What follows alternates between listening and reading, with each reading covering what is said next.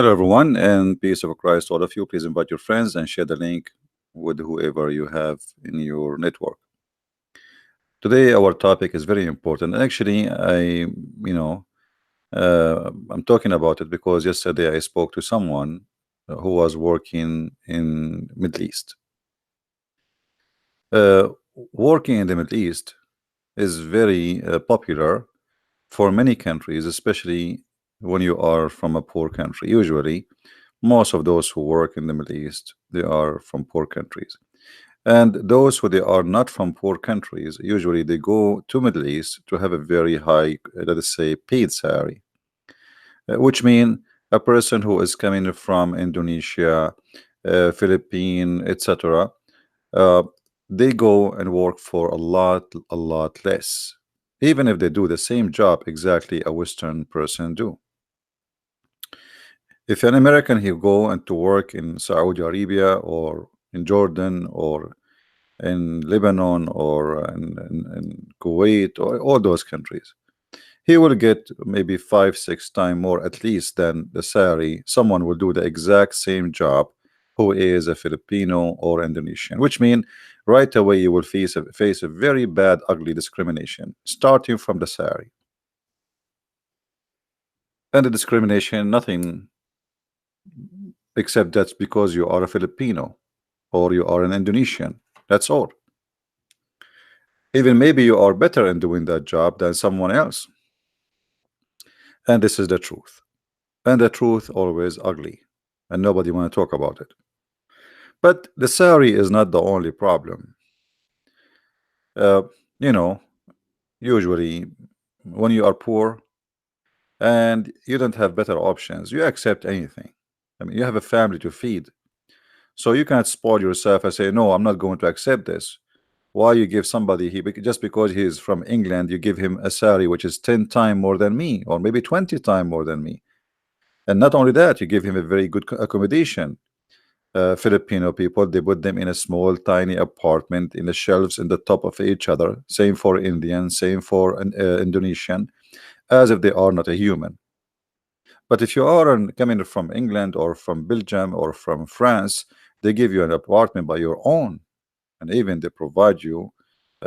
Mostly, they give you, like a car. So it's just because you are from a poor country, you are going to be humiliated, and that is the truth. Now, is that the only problem a person coming from a poor country to work in those countries will face? No. You see, when you are coming from a poor country, that's mean your country is not powerful. That's mean they can do whatever they want to you, and your country can do nothing about it. And that will lead us to tons of problems. Women rape, women trafficking, sex slavery, working without salary. Not only that, anytime the one you are working for him, he can stop paying you and he accuse you that you stole from him, and they will believe who? They will believe you, the poor person who is coming from Indonesia or a Filipino, or they will believe a Saudi guy who is a local citizen and he is rich. For sure, even if they knew that he is lying about what he claimed, they will take his side.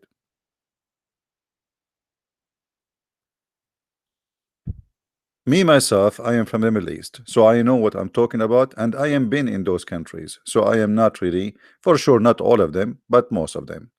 So I know what I'm talking about. I know what kind of a slavery it is. The first thing happened to you if you go to Qatar. As an example, you can go right now and search Google and see what Qatar is doing for workers who they are building. Supposedly Qatar is going to host Olympic, whatever, like something like that about football. I think football game in I think 2020, 21, something like that, and the Indian and the Indonesian and the Filipinos are treated literally as a slave. Even they did not pay them for the last 6 months their salary. I mean, imagine Qatar have billions and trillions of dollars, yet they will not pay you. You're poor guy. You're sorry.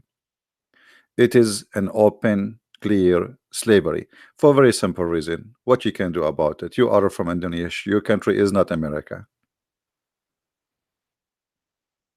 If an American, something like that happened to him, he can sue Qatar in USA, and that will have a bigger consequence on Qatar as a country. So they have to obey and they have to be careful when they play with American.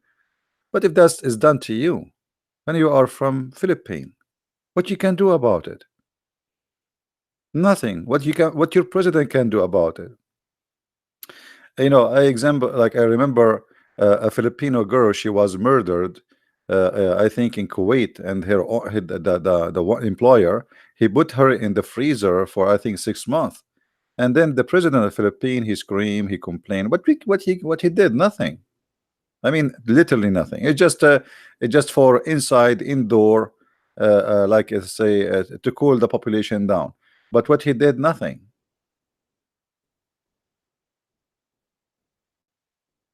And until now, Filipino girls are sent to Kuwait.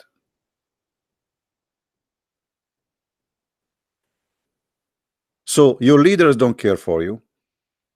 Your government don't care for you. Nobody protect you. And you are not from a strong nationality, sadly. This is how the world is today. And yet you want to go and work in those countries, you are making a big mistake. The second you go to those countries, you have to put in your mind that they can accuse you of anything. And a little tiny excuse can cause you your life.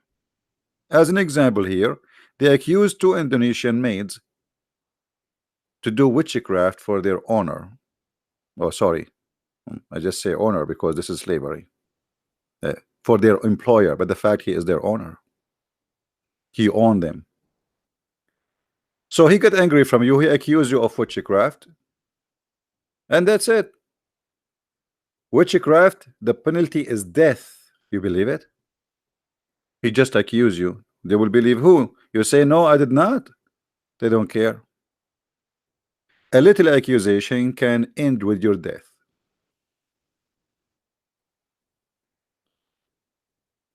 Many years ago, more than 1,200 Indonesian girls went killed and went missing. So Indonesia decided to block sending females to Saudi Arabia. But what Indonesia did? Still nothing. What happened? Where is those 1,200 female were killed? Where is the killer? Have you ever heard in a world that there is 120,000 or 1,200 crime happened and we could not find one killer? Because all what they need to do, they rape you, then they kill you, then they dump you in the desert, and then they report to the police that you run away with their money.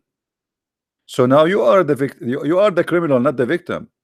Now you are killed, you are dead, you are buried in nowhere. Nobody knows about you, and nobody will find you again. And if they find you, they will find your bones. And now in the record, you are a thief. All of this is coming from the Quran, because the Quran says it clearly that Allah, He made it lawful for Muhammadan to have abuse for their slaves. You know, the Muslim, they say, do you know that the first one who called for Allahu Akbar was Bilal, the slave? The question was, supposedly, is Islam treating the slave good?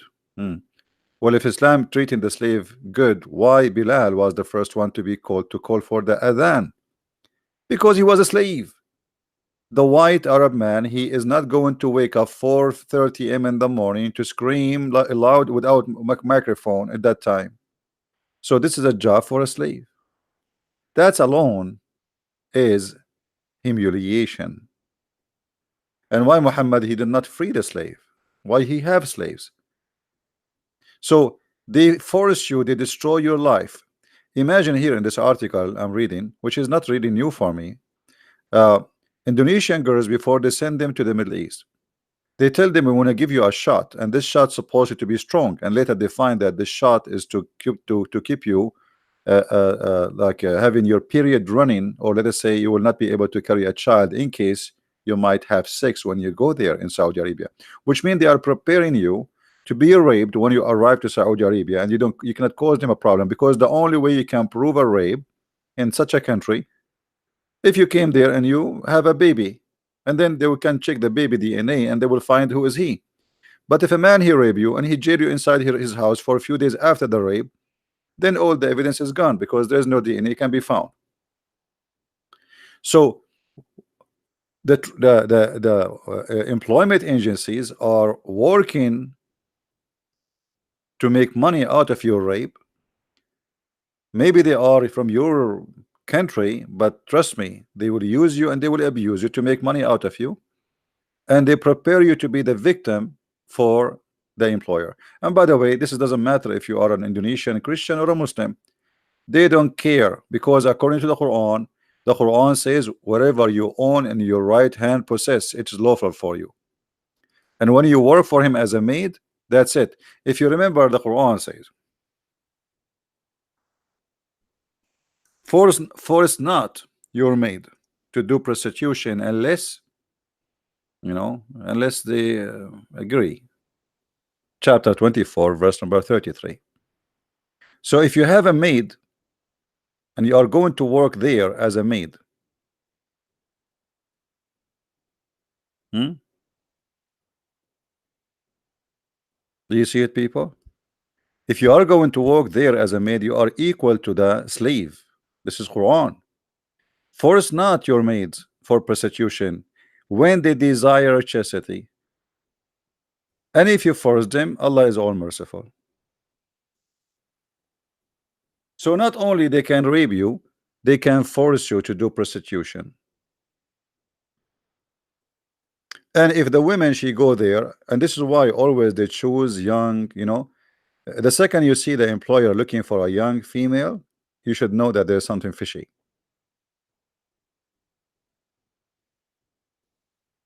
What they do, they send pictures, those agencies, evil agencies, for sure not all of them are evil, but generally speaking, they send pictures for young females. The new employer, let's say the owner in today's world of slavery, they send pictures of young females from Indonesia, from Philippines, etc.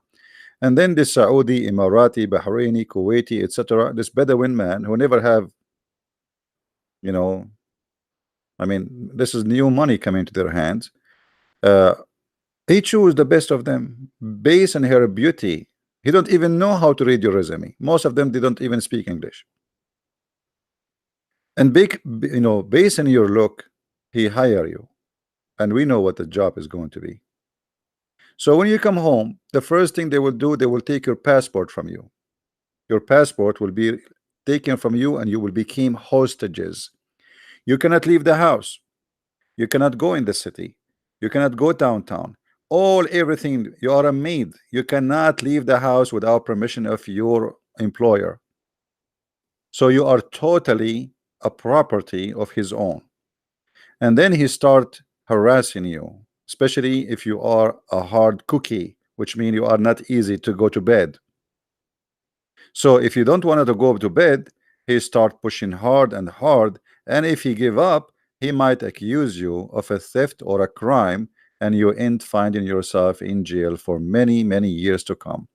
If not, you end in the death row in Saudi Arabia. Accusing women of doing witchcraft, which is no proof of it, will lead them to death row. That is the truth. And somebody he's saying, a Muslim saying, Christian Prince is liar. We are showing you this is all, it's all over the internet, Abdul. What we are liar? What we are liar? Lying about what? What about lying about what? Huh? What we are lying about what? I mean, whatever you say to those Muslims, you say they accuse you of being a liar. You show them It's in the front of them. Everybody knows about it. It's in the news. It's in the United Nations. It's a human rights website. And then they say Christian Prince is a liar.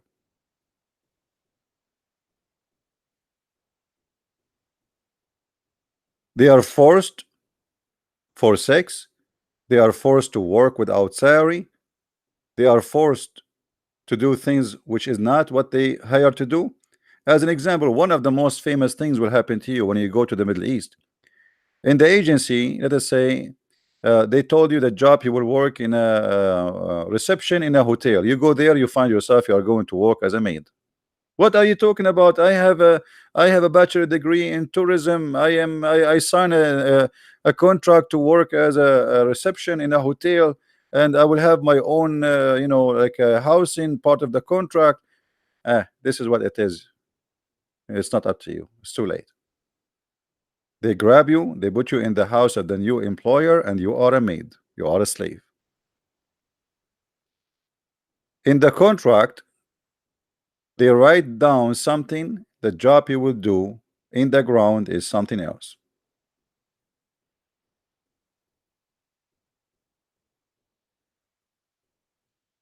So why people want to go and work there? This is a human right website, which is United Nation, which is an ugly organization, by the way, and they cover a lot of the crimes happen against the poor.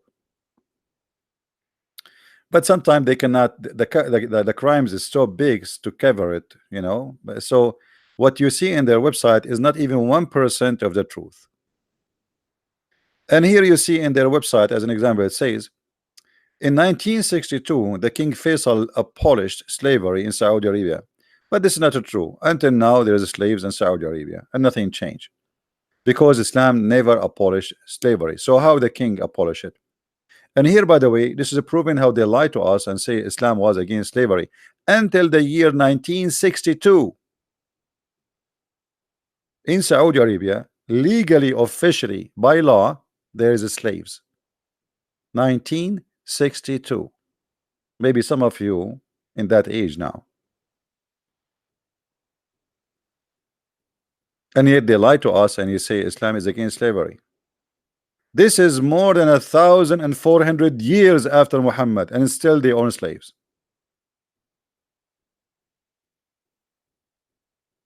If Saudi Arabia, who is a very Islamic, they did not abolish slavery until 1962. So what is Islamic then?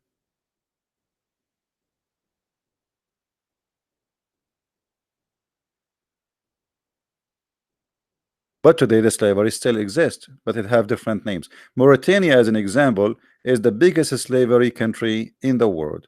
More than 80% of the population are slaves. Arab, they own African. All those discrimination and human right violation happen in Saudi Arabia, as an example. And by the way, others are no better. But Saudi Arabia, we can say it is the most extreme dangerous place to live in and to work in. Sexual abuse is #1 concern.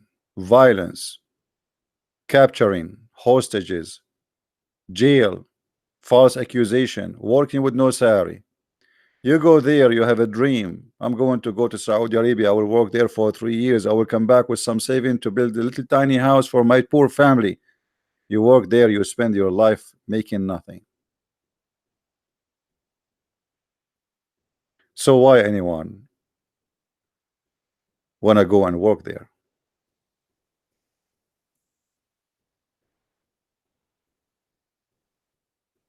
I advise you.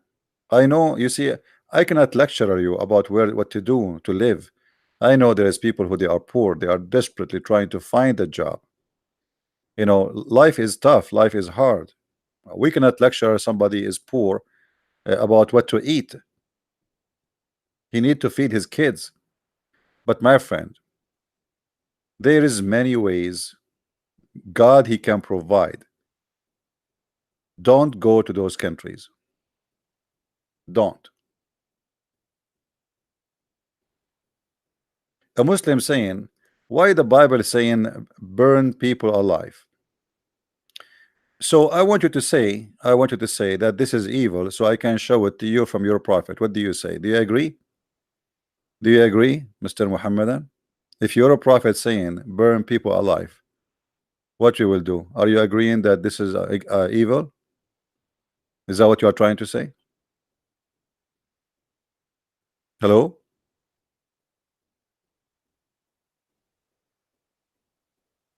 Coward.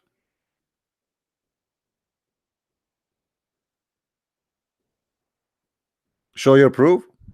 Do you like to call me live and I will show you the proof? Do you like to call me live? Do you dare to call me live in the front of everybody? If I don't show the proof, I will take vacation for the coming 3 years. What do you say? Do you accept the challenge? And if I show you the proof, you will leave Islam. You can't. Your parents are sleeping. Okay, wake up your parents, and when they wake up, let me know. Or let your daddy call me. Take care. So as you see, they try to disturb our topic because it's very embarrassing. You speak to a Muslim about anything, and anything for a Muslim is offending. It's embarrassing. You know, the point of saying this is offending, that it is embarrassing. They speak too much about Islam make us good. Saudi Arabia executes Indonesian maid who killed a man attempt to rape her. Why she was executed? Is that fair? So now we have a poor Indonesian girl, and most likely she is a Muslimah. She working there, a Saudi man, he tried to rape her. She defended herself, she pushed him, something happened and caused his death. And now she is the criminal and she was executed.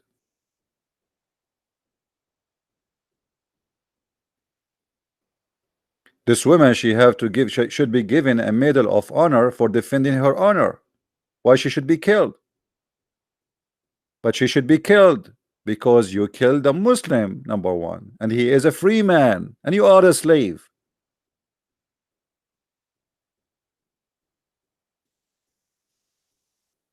And that actually is kind of terrorism.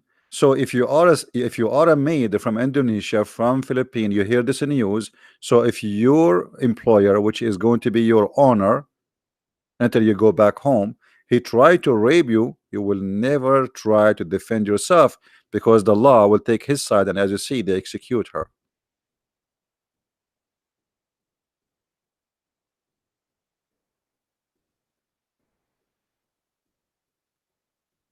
And there is, by the way, some kind of attraction to work in the Middle East, and I want to talk about it because yesterday I was speaking to a person who worked in the Middle East. One of the attraction of working in those countries that you will learn how to be lazy. Like number top reason to work in the Middle East is to be lazy because those countries, everything there goes slow.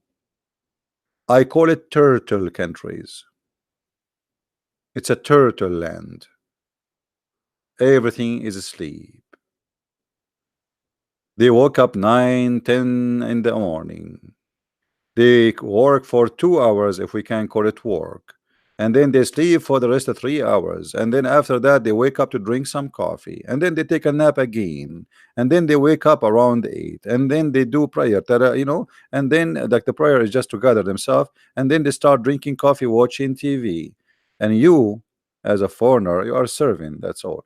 But it still is a slow country. So many people like to work there because yes, you are working there, yes, they are controlling you, yes, they are abusing you, but you learn how to be lazy. Your employer is lazy, so you will be lazy too. It's easy income, if we can say, an income you will not make in your country, and you don't do really too much effort to make it. But if you are a female, trust me, is going to come from a very wrong location. You will be his sex slave.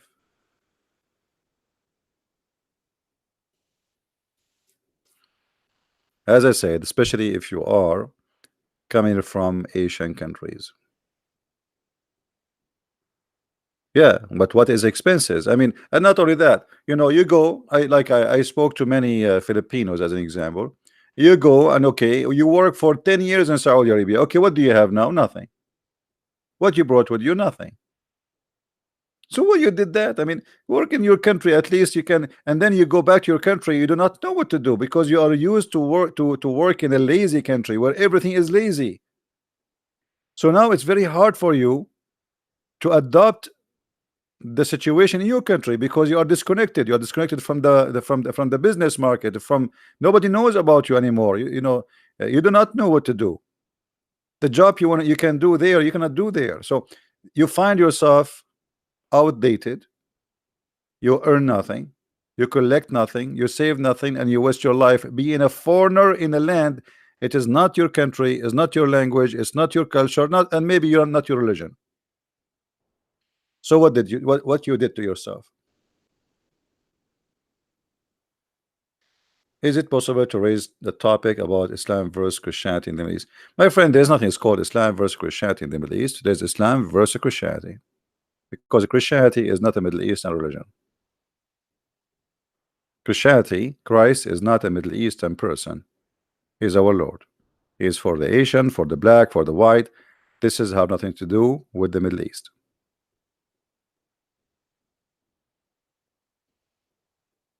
So there is some attraction to work in those countries because your income, it is little, but it is kind of easy, you know, and you learn how to be lazy.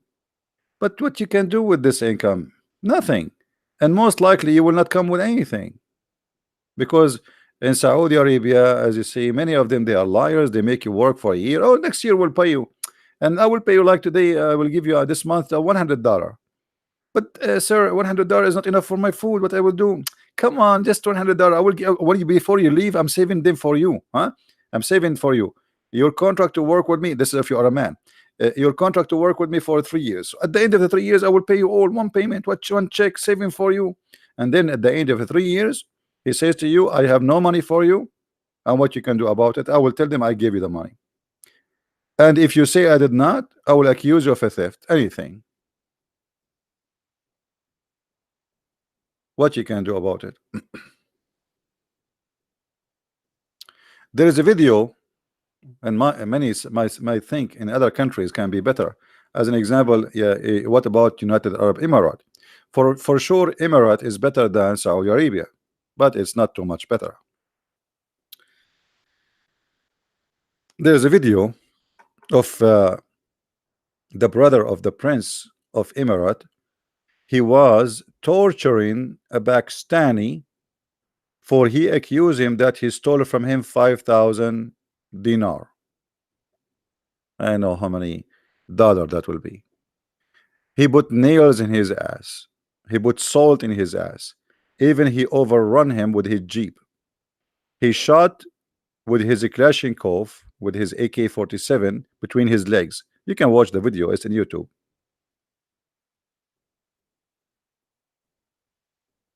You are no one. You are nobody. The second you enter there, you are by your own.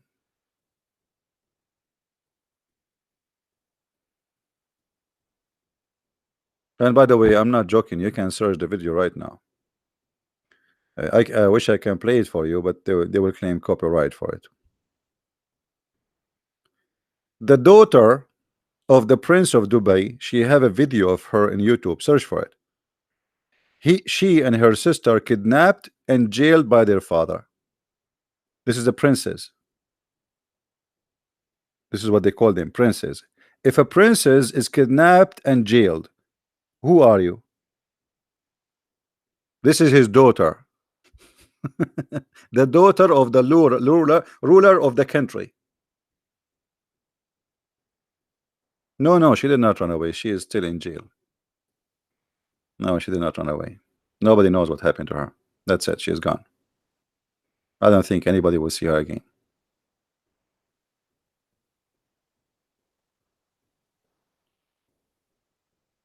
Uh, So if this is happening to their daughters, what will happen to you? Especially again if you are a female. And the top of that, not only sexual abuse, religion abuse. If you are a Christian, they will do their best to humiliate you. Either you accept Islam or else. This is why you see many of those who work in the Middle East, they convert to Islam in those countries, because this is what they do. After you go there and you work for a few months, they start putting the pressure on you. You know, the company really now is not really in need of too many people, and we are thinking to send you back. And you know, this is an Islamic country, so we favor to keep only those who they are Muslims or they convert to Islam. So they are telling you exactly what you need to do in order you want to stay in the job. And this poor guy, Filipino, who borrow a lot of money to come, because many of them they cannot afford the ticket. You see, when you come to work in those countries, it's not just coming. You pay the agency a lot of money. You pay, you know, most of them even they pay for their own ticket. They pay for the insurance. There's a lot of things to pay for, and he borrow. So now he did not save money. He did not start working yet, and now he have to go back. And who's going to pay the money he borrow? So what he do? He convert.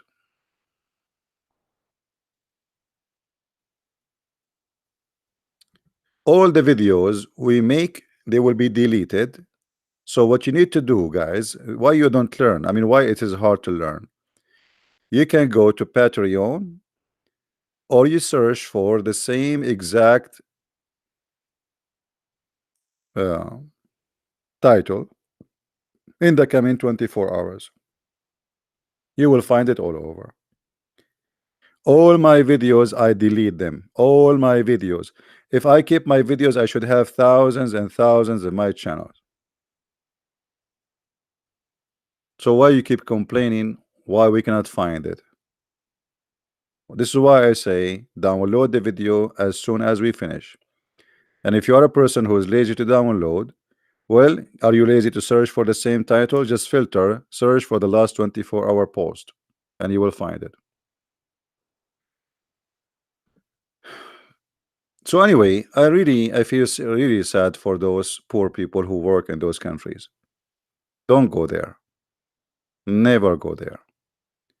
You see, work as a maid in your country is 1 million times, and whatever they will give you, you will live. But don't go to those countries. You'll be away from your family, from your children, from your husband. They will rape you. They might even get killed. You might be sent to jail. They can fabricate any accusation against you anytime. You see, uh, there is a story of a woman, and she's a Filipina. The husband, he was raping the Filipina girl, and now the Filipina, that's it. She gave up. She cannot say no. What she would do? She tried to contact the embassy. She could not. You can't even contact your embassy. You believe it? You cannot go there. You can't even open the door of the house.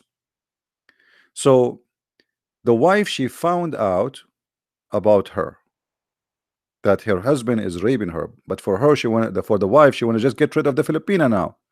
She knew that the husband is the evil man. So look what she did. She took her jewelries and she put it in the bedroom of this Filipina. The husband came. Oh, my jewelries is missing, you know. The husband, he said, okay, let us search for it. And she told him, why you don't search in the maid room? They searched in the maid room. They found the jewelry there. The husband, because he's raping her, he don't want the police to be involved. He tried to fix it. The wife, she insists. She called her brother. Her brother, he called the police. The Filipina in jail. And God knows when, you know, and they will cut her hand. In Saudi Arabia, they cut your hand for a theft. So she went to jail. They will cut her hand and they will send her without hand to her country. For what? So look what happened to this poor woman. She got raped. She got no salary. She humiliated. She been put in jail. And she lost her hand. And now she will come back to her country, not only without anything, she lost her honor, her dignity. She been humiliated. She been raped. and now she is coming missing one hand. Why you want to do that? What in the world is worse to do? Work in Saudi Arabia or those countries?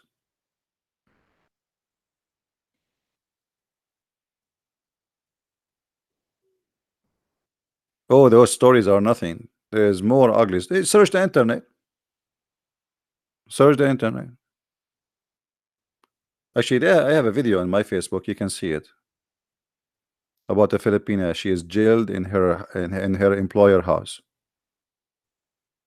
Go and see.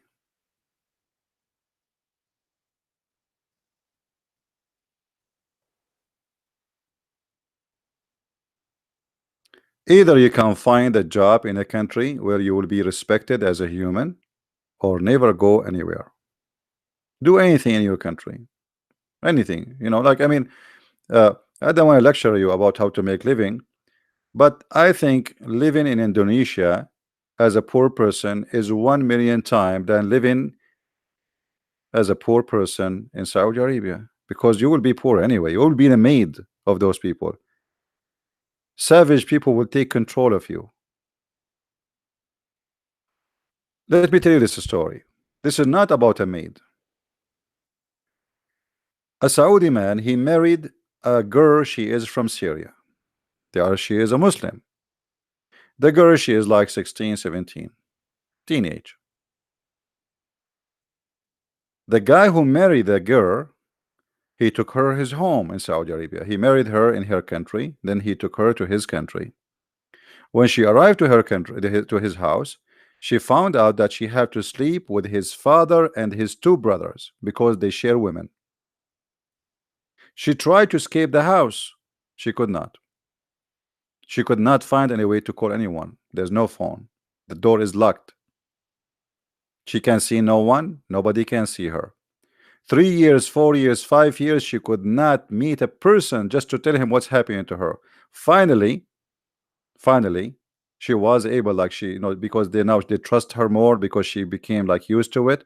So she was able to go do shopping, and she was able to speak to somebody who work in a store who is from her country. She gave him a letter, a paper to contact the embassy. The embassy, they contacted somebody, blah blah blah blah blah blah, and then finally she was freed from her husband and the family sexual rape. Family. She's a wife. Imagine, the guy, he married her. This is not his maid.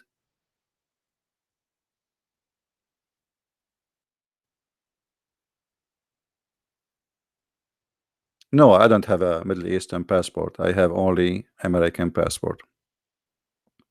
I don't want to have any Middle Eastern passport. There's nothing to be proud about. My Middle Eastern passport expired long time ago, and actually I don't have it no more. I have, many years ago, a bunch of kids, they broke into my house. They thought I have money, and they took a little safe I have, which there's nothing there except papers, and that passport was there. I have like degrees and passport, which is that passport. The American passport, it was with me because I was overseas. This is why they break in. I'm American from a long time ago. Anyway, this is not the story. But you see, there's nothing to be proud about, and I'm sharing with you what's happening in my own land with you. I'm not proud about what's happening there. I wish I can fix it, but this is how it is. And when you are poor, nobody really care for you. You see, I remember once when I was in the Middle East, we opened the TV, and then they say like 10 cars, they hit each other because there was a storm in Los Angeles. 10 cars. Okay, what we have with the 10 cars? Nobody even injured. We have more than 70 child. They die in a bus. They were going in a school trip, and they are not even reported in the government TV, as if they are not exist. But they have time to report to us that two American, they were in competition about how much they eat hamburger. So this is what's happening. If you are from an important citizenship, from a country which can protect you, then your situation is different. But if you are from a country,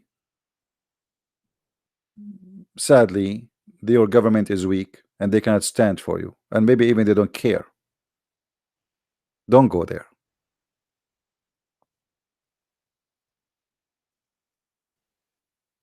You are making a big mistake, especially if you are a female. Especially.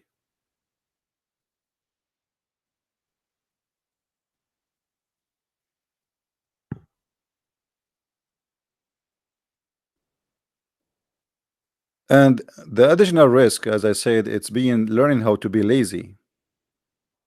Because working there teach you how to be lazy, and income is easier than making income in your country. So you work there first year, second year, third year, fourth year, and then after all the years you work, you find yourself you made no money really. Yes, you have better income, but you have no money. Especially like some people like from some countries like Philippines as an example. Filipino, they are very kind people, and when they start working, they start sending money to their families, and they buy gifts, Christmas gift, New Year gift, birthday gift. So a Filipino guy, he work all year there, he come back, he's carrying nothing but a bunch of trash in his back, a camera, iPhone, a keyboard. What, you are wasting your life for this? You know what I mean? You go overseas,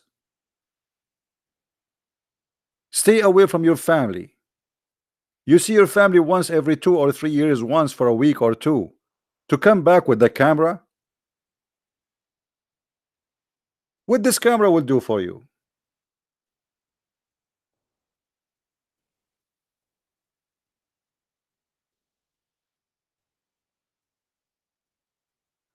Don't go there. Work in your country. Work as a taxi driver. Go and see how much money they are making. They make the better. Learn how to drive a heavy duty machines. They get paid. Learn how to be mechanic. You can make good money in your own country. Why you want to go there? You go there, you spend your life, you waste your life, you come back, you have nothing. And not only that, not only that. You see, when you work in a foreign country and you are not one of them, the language is not the same, everything is not the same, the culture is not the same. You don't enjoy your life. And most of those countries, even they force you to wear hijab. I mean, look what happened to you. You compromise every valuable thing you have. Your freedom is gone, which is the most important thing a human being he have. I mean, a human being without his freedom, what he have? We are like what? Dogs, donkeys? The second you lose your freedom, you lost everything. So you lose everything for what? To come back with iPhone?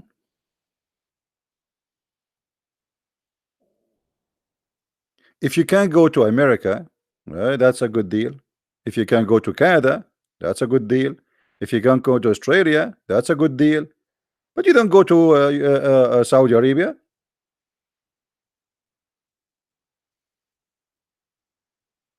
In America, you can be a citizen, and if your employer abuse you, you can put him in jail in 5 minutes. You see, whatever they speak about the land of the kuffar, the Muslim, they say the land of the kuffar, the land of the kuffar. In America, if you abuse a dog, you go to jail. A dog who have no mouth to talk. I have a neighbor, she left her dog outside in the garden during the rain. That's her crime. She left the dog out in the yard and looked like, I don't know, she was busy with something. And the rain started coming. Somebody reported her. The police came, investigation, she have a court date, and she might go to jail for dog abuse. And yet they say America is disgusting. In the Middle East, go and read the stories. You sleep in the street, your employer don't pay you money. He says to you, go and find your way. You are a man, okay, I brought you here. I don't have money for you to pay you. Go, feed yourself. Feed yourself.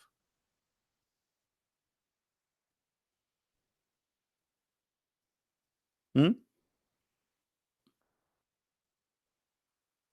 It was like a dream, like a bad dream, is the way one immigrant worker from the Philippines summed up his experience. This is the human rights website, hrw.org, United Nations.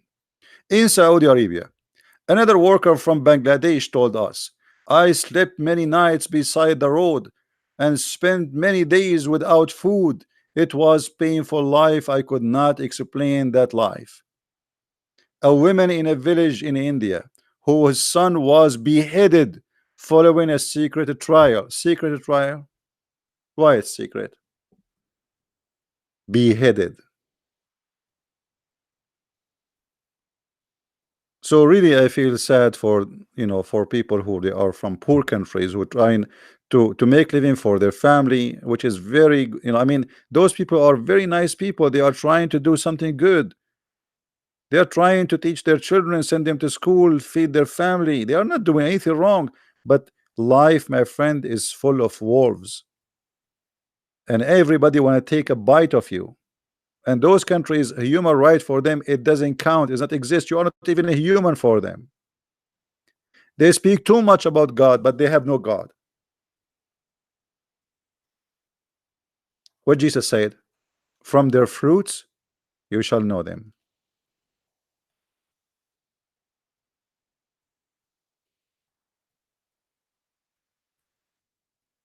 So I say to you, and I say to you from my heart, it's an advice. Never ever go and work there. And if you are there, get out. Get out before it's too late. And additional to that, those countries have no future. Right now, there's a lot of problems between Iran and all Middle Eastern countries. So any mistake can happen. United Arab Emirates can go bankrupt. Qatar, Saudi Arabia, they will go empty. The second war started, all those countries are zero. You saw those countries, I call them temporary countries. It's a cartoon countries. It's built of cartoon. They have no base. Their society, their economy have no base. It's just oil. And like Emirat, they don't have really any business. I mean, Emirat is just like a big supermarket for shopping, and they make money from opening money laundry for mafia and gang, Russian mafia, Persian mafia, Arab mafia, Egyptian mafia, you name it, drugs. So it's a big country built in nothing. It's a balloon. When I say big country, I mean big name, like big building. You know, there is companies who were selling apartments in Emirat, and there is many stupid people. They put all their life saving there, and now they found that those apartments are not even exist, or most of them they aren't going to be built. It was a scam.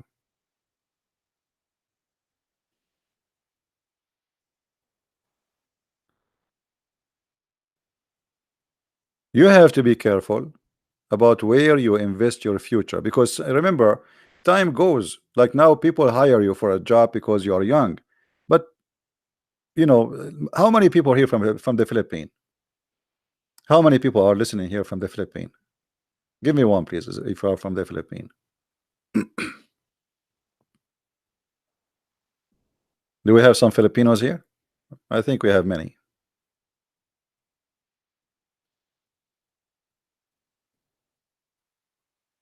In the Philippines, if you are an old person, nobody hire you. It's a fact. You believe it? And the stupid government of the Philippines don't protect you, which means legally they can discriminate you by age, by gender. You will see an ad for a job in the Philippines says you have to be between the age of 18 and the 25 legally, which is discrimination. So if you are over that age, if you are 30, you will imagine 30 years old. You are still young, still you have hard time to find a job.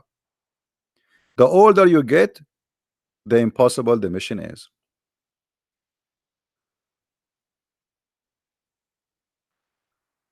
You see those countries always they have a supposedly new government and new president, and they play with their emotion, the emotion of the poor, and they promise them a lot of things will change, but nothing change. All of them are gang. Those like governors and leaders, they are liars. So the poor people, they go and vote and they excited and etc. We have a new senators and he promised us, and we have a new president, and now he like this guy, he's with the poor, and nobody with the poor. Nobody with the poor. When they come, you were poor. When they leave, they are rich and you are still poor.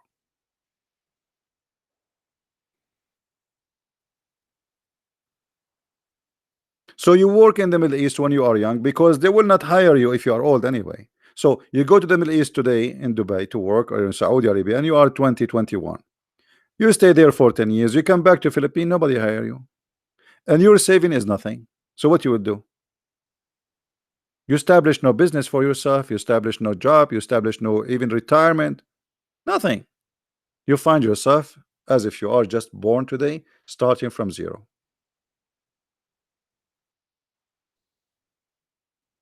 So I advise everyone from those countries, Philippines, Indonesia, wherever you are, don't go overseas unless it is a country where a human being is respected. America, Canada, Europe, yeah, but even not all of Europe is the same. Uh, but like those countries, you can have a future, even you can be a citizen. Otherwise, don't go anywhere. Stay home. Stay home and try to do anything you can.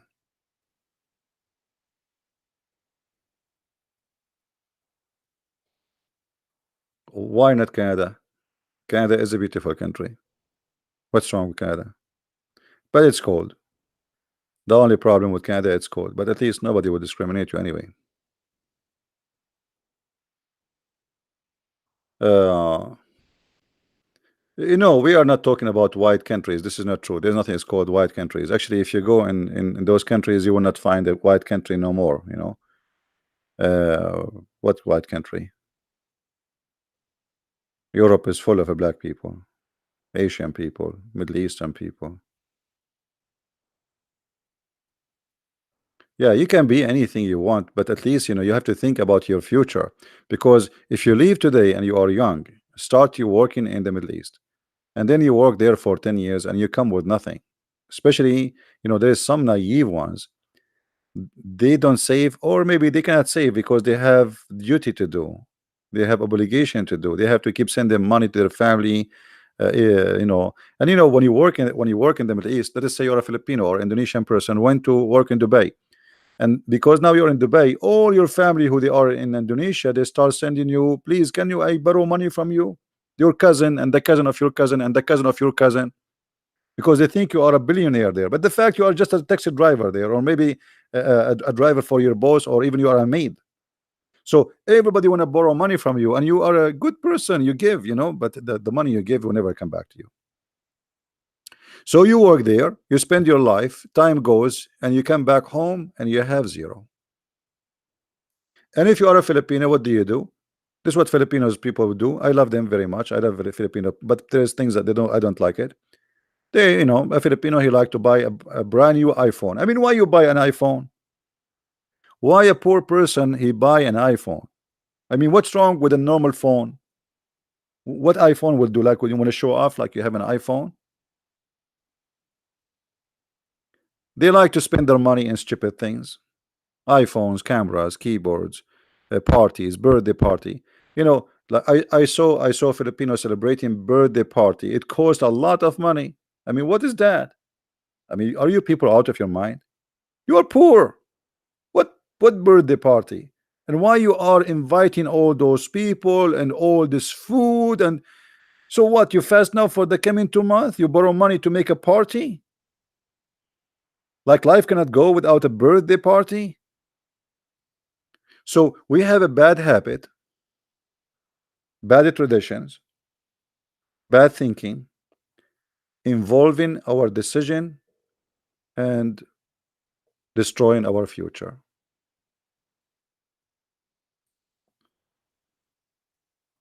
Yeah, expensive wedding.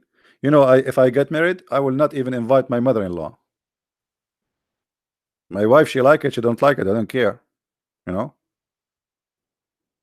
if her mother-in-law, she will pay for her hotel, she can come, and everyone will come to my wedding have to bring his hummus with him. No hummus, even hummus, no hummus.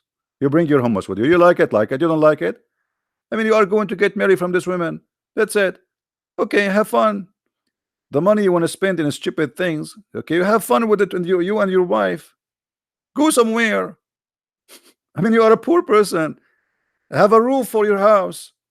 You know, tomorrow the rain is coming, so you can, you know, sit down with your wife in a couch and you can enjoy your day. So you spend the day now for a stupid party, and tomorrow you have no roof and you pay rent. All right. No, it's not about being cheap, it's about being smart. You see, people, they spend a lot of money in a stupid 1 day night party. The dress is $1,000. The ring is blah blah blah blah blah. And then you invite all those people and who start gossiping about you. Why you want to do that? Nobody will like what you did anyway. They will talk about you. They will talk about you, about your wife, about her sister, about your brother, and they will rip you off after all the money you spent. So why you want to do that? Just take her to the church, bring a priest, you know, uh, uh, 5 minute within, and that's it. Take her in a tricycle and go to the beach like Tarzan. Hmm?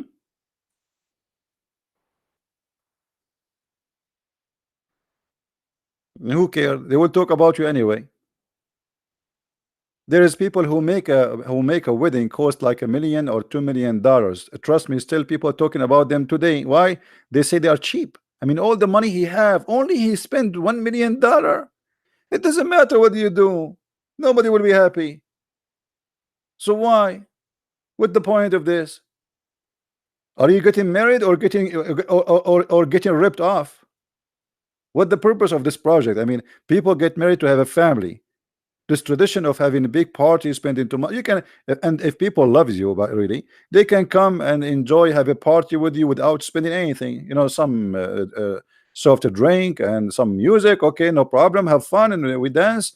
But what, this is a big hole and expensive dress, and the maid, they dress like each other, and there is the hairdresser, and the men, they have to dress like each other. What is that?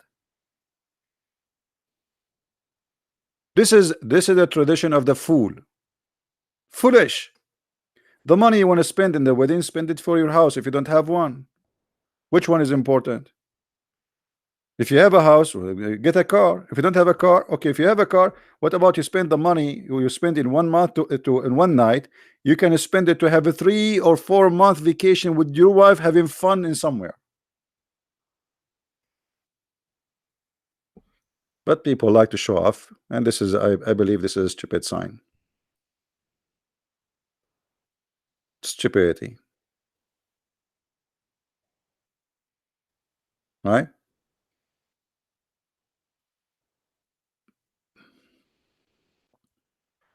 Like tomorrow, after a few months, your wife should deliver a child, and there is no room for him.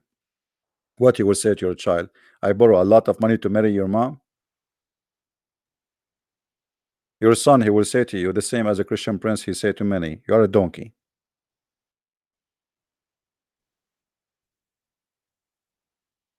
It was like that when you first came to America. I didn't know what do you mean, Mimi.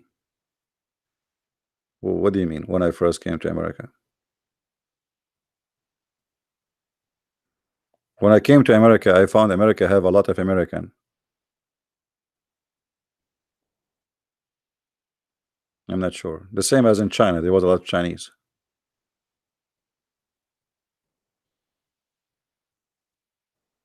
Yeah, we have to be smart. We have to make a right decision, and and the future don't is not merciful for you if you don't prepare yourself for what's coming.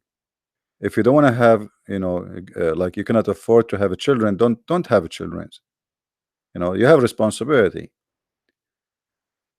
So, I believe, if I'm a person who have a little land in Indonesia, I prefer to stay in my land, grow some chickens with honor, and die in my land, better than going and being humiliated in a foreign land and even have a very bad ending. How bad Oman? Oman is the same as the rest of them, the same as the rest.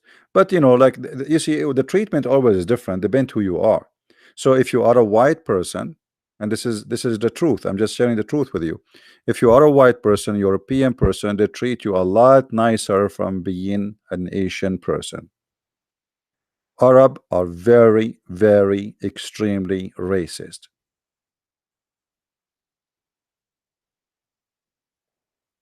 That is the truth. No, I'm not an Egyptian. Egyptian are not Arab.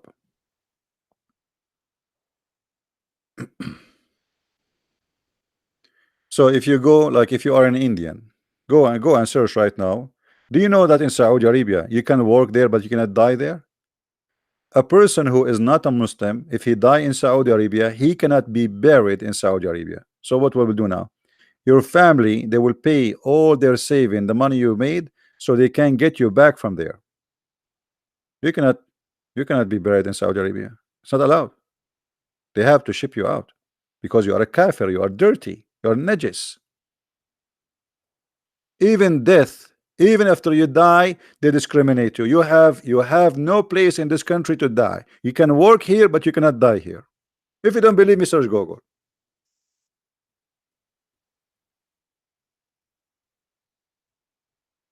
Actually, let me search for it.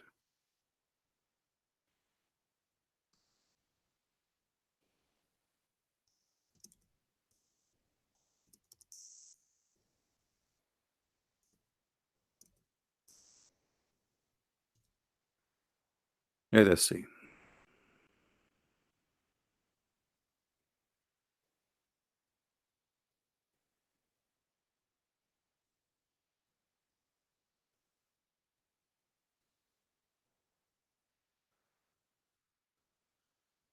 Uh,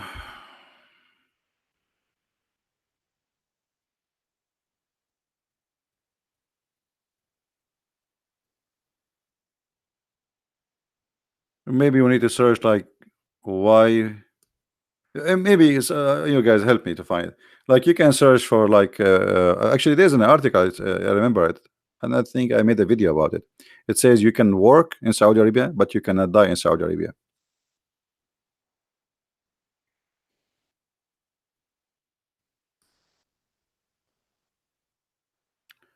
I need to find it. So if you work there and you die there, you cannot be buried there because you are an infidel.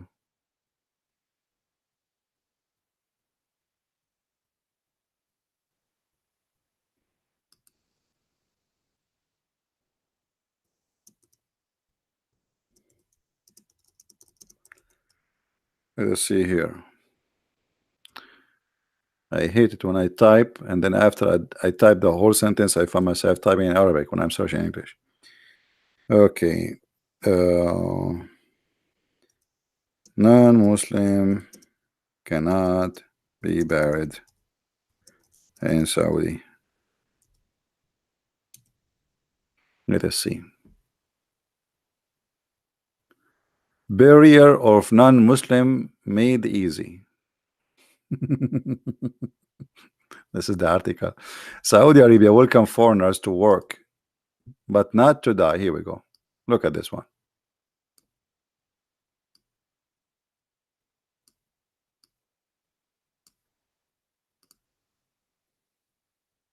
Do you see it?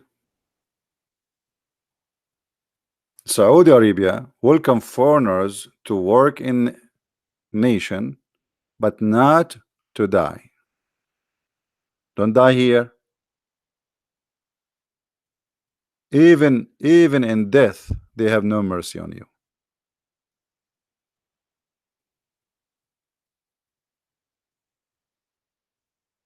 So why you want to work there?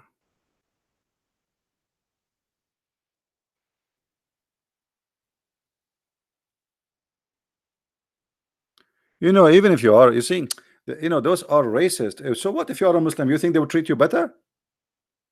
You think they would treat you better? If I go to Saudi Arabia because I am white and you are Asian, they will treat me million times better than you as an Asian Muslim. Don't fool yourself. They are racist to death, the same as their prophet. You remember when Muhammad, he said, he promised them that they will have hur. What the hur is? Hur is seeing women who they are so white to the point you can see through.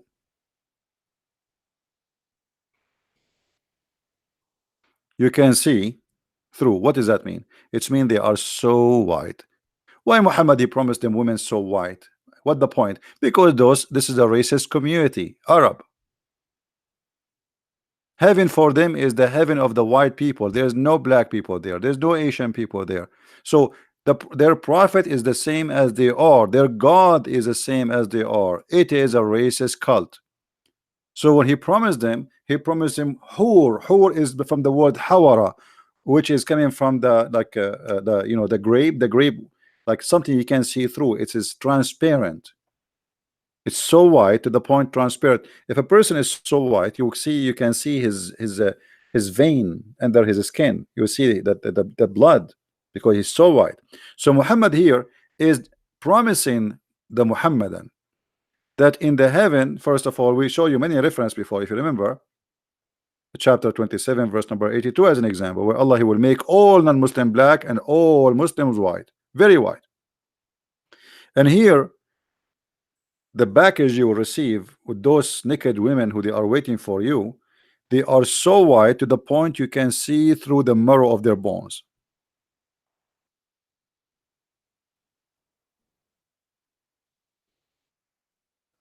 Very, very racist.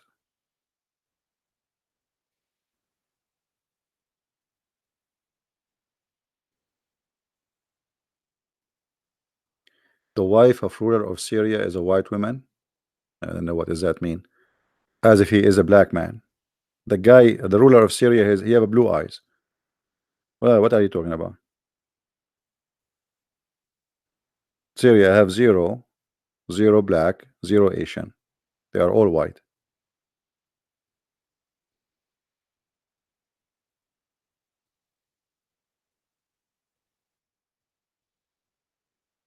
This is reality. And no, she is not Palestinian. I mean, where you guys bring those? Where you get your information? Do you eat too much hummus? No, she is not Palestinian. The king of Jordan, his wife, she is Palestinian. Too much cabbage. Anyway, where is your charming accent from? eBay. This is the God bless America. In America, you can get whatever you want. We have Amazon.com. We have eBay. You can, I mean, get one. I mean, come on. This is the only thing I have. You want to take it from me? Charming accent. It's what is charming about it? It's funny.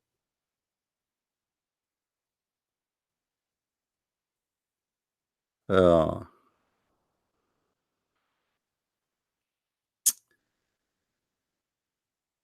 Poor me. You want to buy my accent from eBay? Just send me the money. I will send you my accent. Don't worry. Not only that, I will give you a bonus, the accent of Zakir Naik, as a bonus. Hmm? And if you ask Zakir Naik about racism, he will say to you, "Hey, brother, do you know that in America there used to be a lot of slaves, and the president of America himself he used to be enslaved, and not long time ago they have a law to discriminate black people." Hmm. Yeah. But in America, the white people is the one who fought to free the slaves. The white themselves. There is a war. White fighting white. This is America, my friend.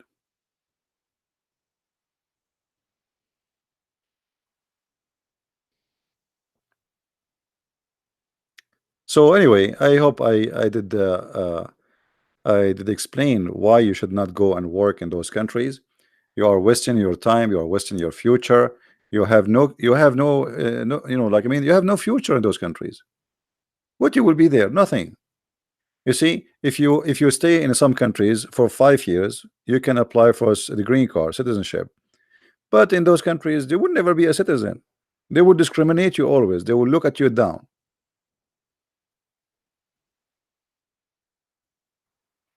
An Indian guy who is an engineer, I witnessed with my own eyes. They send him to buy bread. I mean, look how humiliating it is. The guy is an engineer. The boss, he say to him, "Go and buy me bread." But can he say no? I mean, this guy is an engineer. He's coming to work as an engineer. What do you mean, go and buy me grocery? The poor guy, what he can do? He have to go. Either he go or he will be fired. He will make you a driver. He will make you buy grocery. He will humiliate you. He will ask you to teach his son. His son is like the 5, 6 years old. Come, come. Hey, Raja, Raja, come, Raja, Raja, come. I want you to come today after work. You finish work. Now you have another work to teach his kids English. The guy, he want his Arab boy to speak English.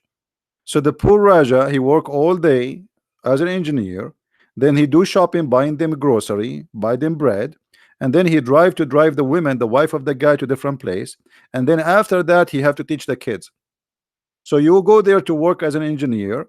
You are a nurse, you are a grocery guy, you're a driver, and you are, even the guy, he wanna go with his wife somewhere to visit somebody. They ask you to come and sit with the children.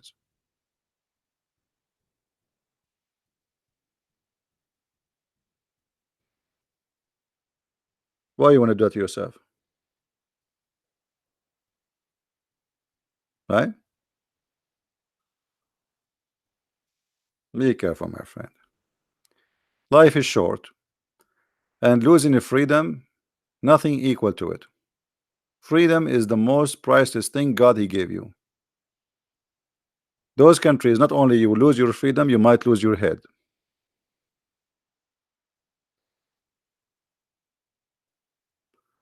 Fadmi will call you today. Okay, I can't sleep until Fadi call me. No problem. Canada is too cold. Yeah. So what? They are talking about the global warming these days. And you know what? Canada is getting warmer. American, they are eating beans and a lot of gas involved. So I predict in the future Canada is going to be like Hawaii. So what the global warming is about? Is it true? If a global warming is true, that means Canada is going to be Hawaii maybe in 10 years. There's a liberal woman, a Democrat from the Democrat in USA in the Congress. She said in 12 years the world will end because of eating beans. I mean, those people are really stupid. No, what? I don't know how those people they became Congress people. Just a party support you. Just be stupid, and those liberals they vote for anyone who's like them. Unbelievable. The world will end in 12 years if you don't stop driving cars. In 12 years, why you don't make it 12 months? Hmm. Yeah, liberals are very funny. Indonesian love CP. Thank you, my friend. Thank you. I love them too. That's why actually I'm trying to focus more and more in Indonesian, Filipinos, Asian. I have a special. Let us say my heart is so close to those who they are poor. I love poor people. Now, for sure, not all Indonesian are poor, and not all Filipinos are poor. But we are talking generally. Poor people are really lovely. You know, and for sure, there's bad people everywhere. But the unique thing about poor people in those countries, they have a very, very, very clean heart. They welcome you. They give you. I mean, as if they are the rich. If you see what they give you, what they offer you, they act as if they are the rich, and they have a lot. You see, when a poor person he give you a dish of food, and hardly he can make that dish of food. That's mean he gave you a lot. Imagine there's somebody, he make let us say $10 a day, and there's a guy he make $100,000 a day, and then the guy who will make $10, he spend in his day uh, $10.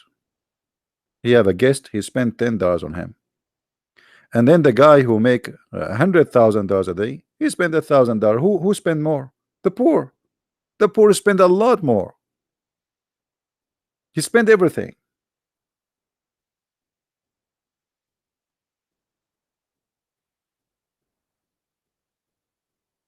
And poor people always, they are giving. There's one unique thing about them: they give more. The rich are cheap, usually, not for sure, not everybody, but usually rich people are cheap. This is why they are rich, mostly. And again, not everybody. Poor people, they open their doors for you. Once in England, I was going to visit somebody. I knock at the door of a woman. I don't know who she, I mean, it's a dead end. There's no numbers in the houses, so I don't know. I don't remember the house number two, but I know the guy, he lived there. So I said, okay, and my phone was dead. So I said, you know what? Let me knock at any of those doors. Those are neighbors at the dead end. They will know each other. So I knock at the door, and I stayed away from the door. Like I went back like 5, 6 steps. A woman, she opened the door, and she said, "What do you want?" I said, "Is the etc. He live here or he's around here? You know him?" She starts screaming at me. She wanna call the police. She have a very nice villa. I just knock at the door. I did not ask for food. I did not ask for money. I did not ask for shelter. All what I said, where does this guy live? Are you here coming to harass me? Are you here coming to are you wanna go and attack me? Are you staring at me? Are you look? And she is kind of old. So look, I mean, I did ask where the guy live. In the Philippines, wherever you go, you will see how friendly, how beautiful they are. You ask somebody in the street, even they say to you, yes, sir. Very polite, very loving people, especially the poor people.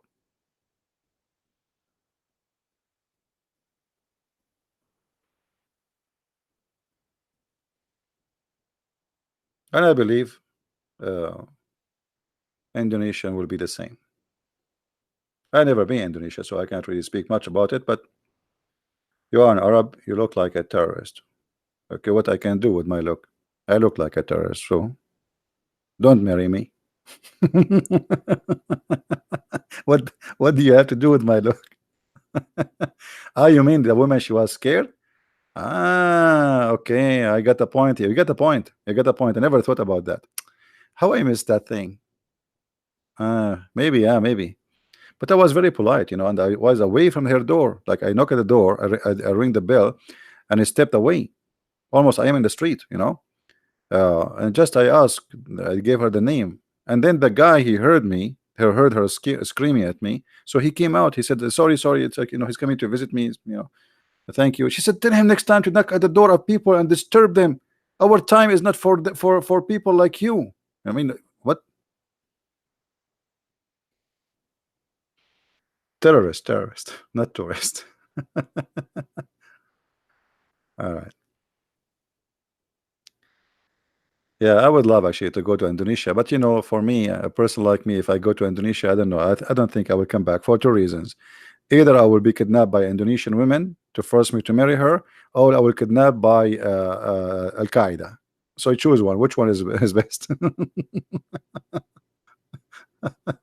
Okay. Uh,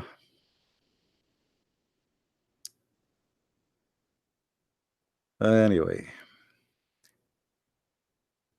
if you look like a Brad Pitt, who is a Brad Pitt? Talk to me in Arabic, man. I don't. Do you think I know the names of? Is that an actor, right? Brad Pitt. You expect me to know who is this guy? Is he? Do he look scary? Let me search his name. Actually, I look like an actor, but I forgot his name. Once I was in a restaurant. It's a restaurant and they have a band. But for me, I was just stopping. I was driving long drive and I need to have a break in my driving and I need to eat something. So I stopped there and then a guy, he came and he sat next to me and he said, by the way, I know who you are. And in my head, I start saying, okay, this guy, maybe he know I'm Christian Prince, but how you know? I was thinking about something different. So, and then he says to me, but don't worry, I will not tell anyone. So I said, okay, thank you. He said, but can you sign this for me? I said, sign what? I mean, yeah, like, and he started telling me, I have like my children, they will be happy to know that you sign. They always watch you on TV, and they watch me in TV. For sure, he is not talking about Christian Prince. Anyway, then later I found that I cannot give you the name of the actor because the guy, he insists he go and he come back. He insists, He said, "Can I take a selfie with you?" I said, "No, you cannot." He said, "Please, I'll tell you, I will not." I said, "Please, no, I cannot take a selfie with you." But the guy, he insists that he know me and he will not tell anyone. And later I found out he is talking about which actor, but I cannot tell you because then you might know how I look like, because really I look like a lot like him. He's an American actor. Scary. He always take a mafia guy, a criminal, like literally. The guy who do like hitman, the bad guy. Okay. Bert, you guys giving me names I never heard of them. Anyway, so the guy, he insists like and I was really but later I never heard of this name, and later I searched the name he gave me, and I found like you will not, what, like he is not really far, very close, but I don't look the same really, but maybe because he's in TV and in person. So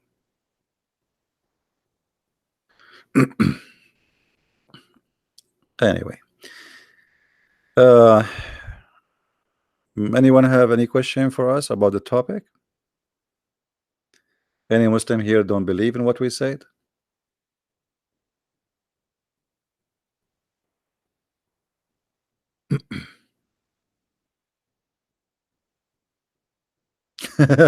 Abdul, they want to watch all movies to find out which one is me. That's a good try. Unbelievable. Yeah, but you know what make it confusing about me for the Abdul, that always I say I'm black, blonde, African American from Japan. So get good luck with that. I mean, how you can find who's that? Black, blonde, African American from Japan. I mean, what is left?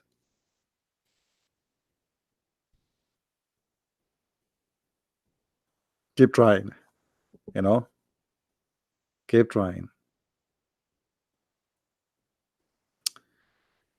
Uh,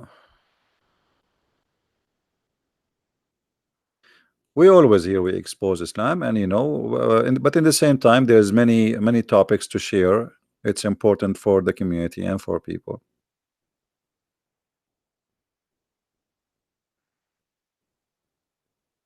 You heard that play Madrasat El Musharibin.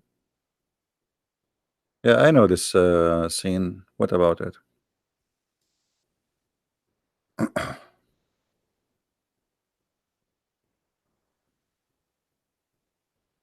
What's going on with USA and Mexico?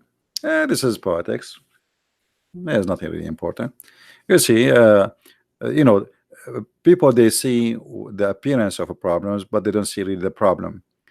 What's happening in America, that Democrat, they are trying to change the population ratio, because always a new immigrant who come to the country, they are given citizenship by the Democrat. Republican, they fought and they fight that.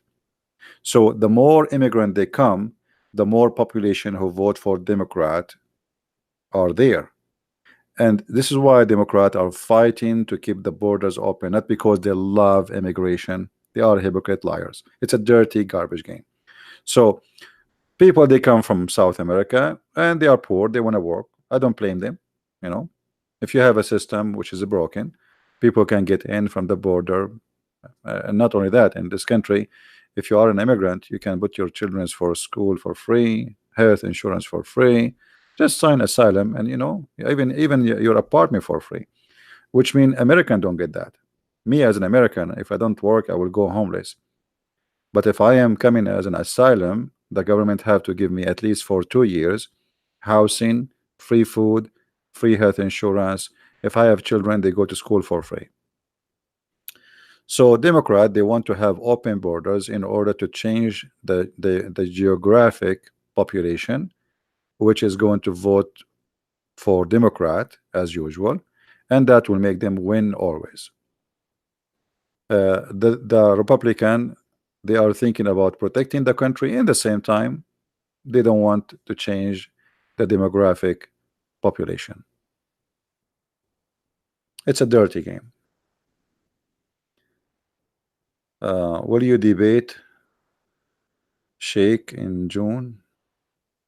I don't know. I mean, I'm here. You see, if somebody want to debate me, do you think you need to tell me I will debate you in 29th of June? I mean, if he's real, he would debate me now. Call me. You know what I mean? They are fake. There's a guy who challenged to debate me from 10 years ago, and he have an article challenge to debate Christian Prince, but he never come. I'm here every day. Making an article. Yeah. Yeah. Then, you know, most of Muslims, they try to show off that they are heroes. You know, like, okay, I want to debate Christian Prince. Okay. Yeah, true story. He want to show his 4 wives that he's a man. Brother, sisters, did you see what I did? I made an article challenging Christian Prince, and until now he did not respond. The coward. Yeah, a Christian Prince is every day is here.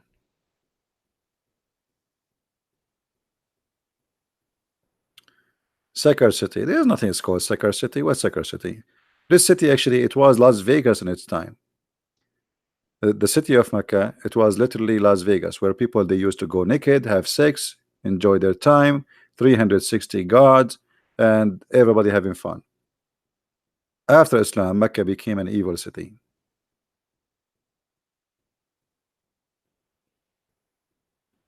Yeah, they used to go naked. You know, we can show the reference. You know, people they celebrate going around the Kaaba totally naked.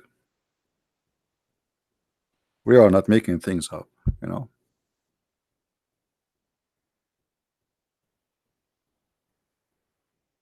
See, this is the reference in front of you. The book of Hajj, chapter standing and saying, etc. The Most High, blah blah blah blah blah. Hisham narrated in the blah blah blah blah blah blah. Okay, that who were Quraysh and their descendant, they go around the Kaaba, the house, naked. Do you see the word naked? Do you see the word naked? Naked. It was a sexual entertainment city. Religion based on sex, Islam is based on nothing changed. Islam is still the same as the Arab used to be before. It's a pure sexual city. And then ask yourself why people go around the Kaaba naked. What kind of religion was there where people go naked? And now nothing changed, by the way. Muslim women and Muslim men are not allowed to wear underwear. A Muslim man, if you go and watch what Muslim men they wear a sheet and they are totally naked. So all what it changed, that the sheet which you used to wear after they finish, Muhammad he made them wear it during the Hajj. But it's the same thing. The only difference, they used to wear nothing. Now they have a sheet, and they show exactly the same as the Hindus. If you look at the Hindus, which shoulder is exposed, how they wear their sheet, how they shave their head, it's exactly as the Muslims. Islam, I believe, I mean the Kaaba thing is inherited from the Hindus. The Hindus, they have a black stone, which is a private stone, right? A stone resembles the vagina, a stone resembles the penis, and the black stone resembles the vagina, and it's a black stone. And the same clothes exactly they wear. The same shaving, the same shoulder, they show everything. The Muslim version of heaven is the same as the earth version of heaven. It's about sex. Everything for them is a sexual thing.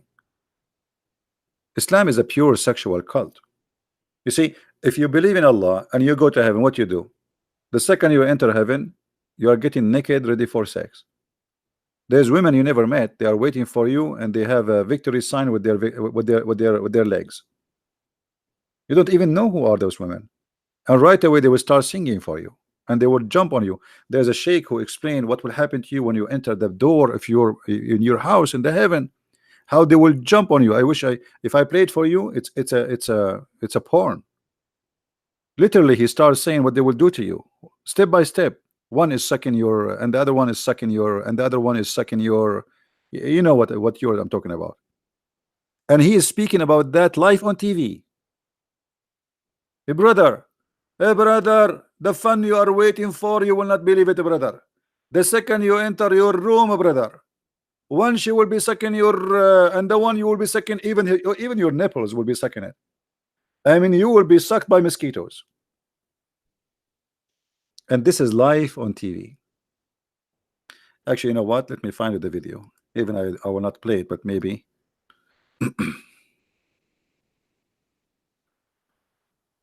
For reference. And the good thing you don't understand, otherwise you might convert to Islam if you get so excited.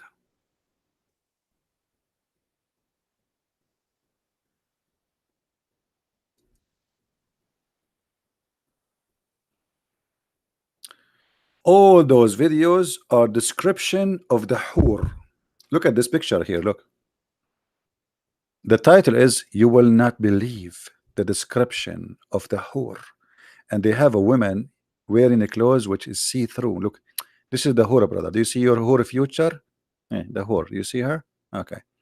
And oh, look at his hand is open.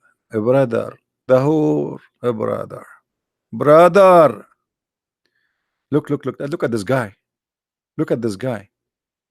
He's looking at the sky, describing the whore. You know, getting so horny.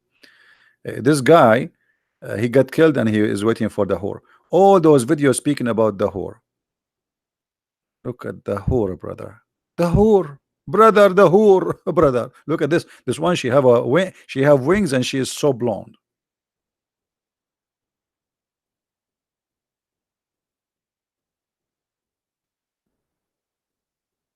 Actually, this is one of the reasons I don't want to convert to Islam. I mean, imagine you jump inside a room, and then hundreds of women they jump on you. I mean, what I did. I mean, is that a reward or is it the punishment?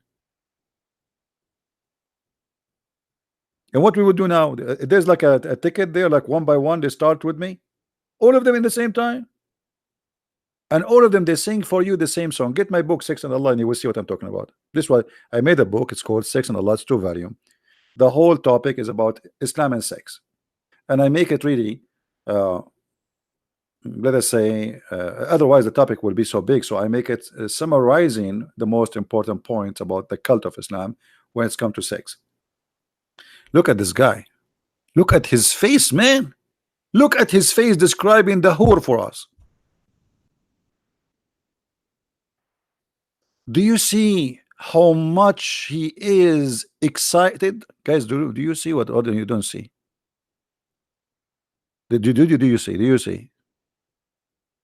This is the real Abdul describing the whore. Look at his face. Oh, give me something. I cannot see this.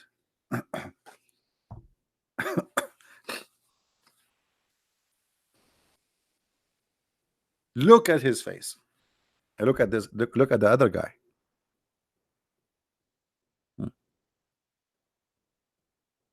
Look at this guy.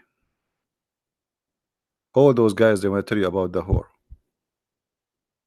This guy, he is seeing whore when he is dying too. This guy is crying, saying, brother, the whore will come to us. Brother, each time we have sex with them, they will come virgin again. I mean, what fun? What is fun in that, man? It's even cheating. But until now, I did not find the video I was talking about. I did not hear those videos, so I don't know what they are saying. But I'm assuming all of them they are the same anyway. You know, all of them are the same.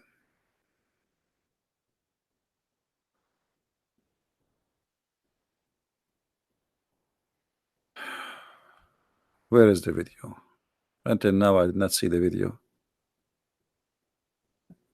That one is a truly, the sheikh is so, this guy, he was watching a lot of porn. I mean, look, I just searched for whore, and look what is this. It's English. How I can find that video? It's impossible. This is what they are dreaming about.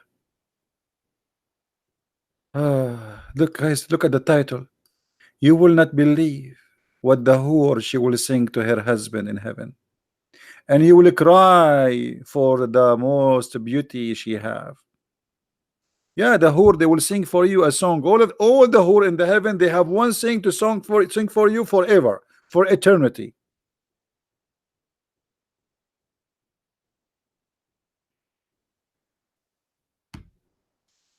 This is why when you go and work as a maid from Indonesia, for those people, they are sexually aroused. They are hungry. This is why they will not let you treat you as a human. This video is, which one is better description, women of this earth or the whore? Look what the Muslims are busy with. I mean, which one is better, brother? Women in this earth or the whore? Me, I, I wish you speak Arabic. I don't want to get you dizzy, but I did not find until now the video, the one I was talking about.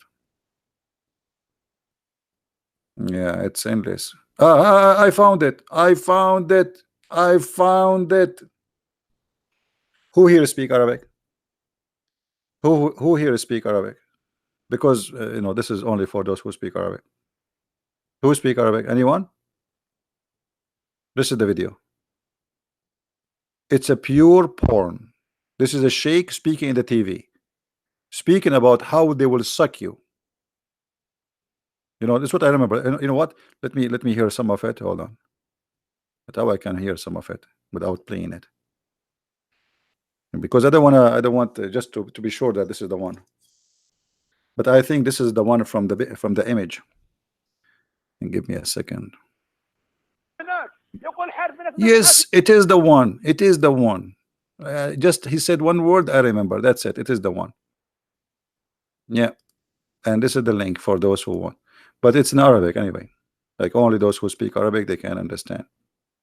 Hey, brother, when you enter to the heaven, brother, in your room, and brother, they will start jumping on you, brother, and they will start sucking you, brother. One, she will put her mouth in your mouth, and the other one in your, and the other one in your, and the other one, and the brother, they will be fighting over you, brother.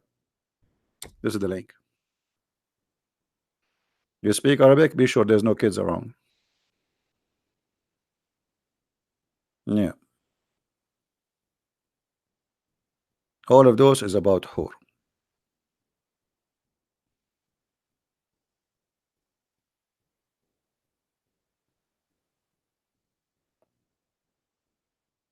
The description of the whore. What is that? This is the description of the whore?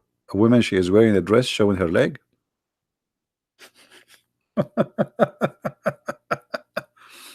Abdul Kader. Hey, Abdul Kader, why I'm lying? Do you like to call me Abdul Kader? Guys, we have a brother Abdul Kader here, and he is saying Christian Prince are a liar.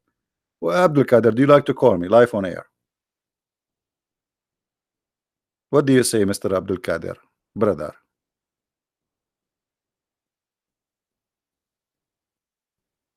Give me your Skype and I will call you Abdul Kader. The Abdul Qadir mean the slave of the one who is able, but Allah is not able to do anything.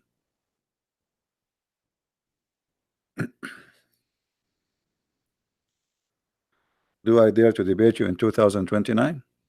Can we make it 2029 in one day? Because at that date you gave me, I think I will be taking a shower. I'm an Arab. I take like that will be one century shower for me. I mean, you could not find a better date than 29. Wait, 29. 29 in one day, maybe you can do it. It's my shower day. I'm celebrating 1 century shower. Where is this guy Abdul Qadir?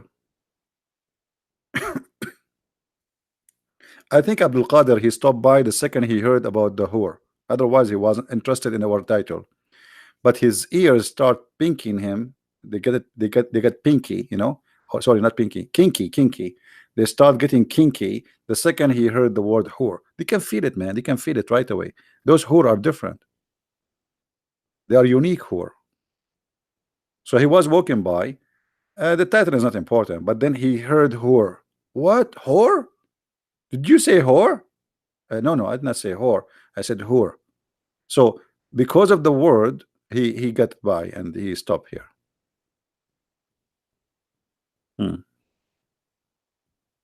What is that? Look at this video. Guys, do you see this description? This yeah, I think I think this picture is added by one of you, Alexander Phil. Yeah, he is here. Yeah, I think this is his channel. Yeah, look at this image, man.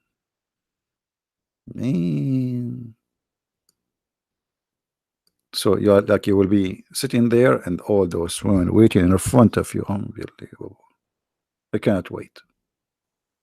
I want to go and join Mujahideen. You go to false translation to deceive people. Okay, false translation made by Muslims. How it is? Okay, it's false translation made by Muslims. That means Muslims are liars. Thank you very much. So even when you attack me, you are supporting me.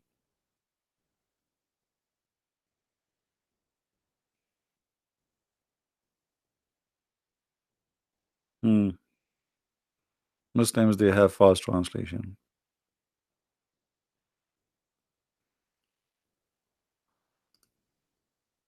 I agree. I never saw a Muslim have honest translation. You're right.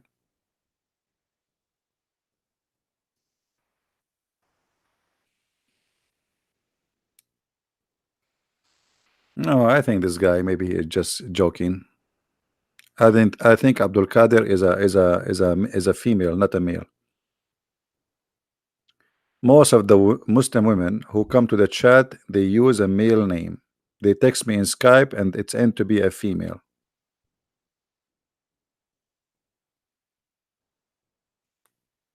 Once a Muslimah, she sent me an email. It was a very threatening email. And she said to me, so what if your voice is so sexy? I hate you, I hate you, I hate you. And I was saying to myself, man, this is a very hateful email. I mean, what she meant by that?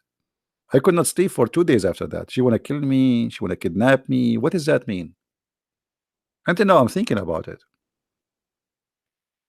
I mean, this is a lot of hate. I don't know what is behind this threat message. So I think Abdul Qadir is the same. Abdul Qadir, do you dare to call me in Skype?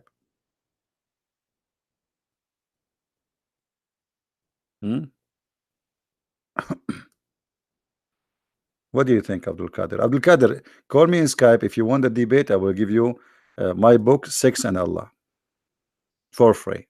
If you win. What do you think?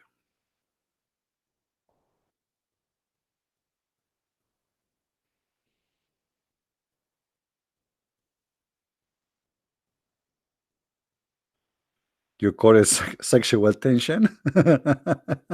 That's a good one. Yeah. You don't like Muslim women?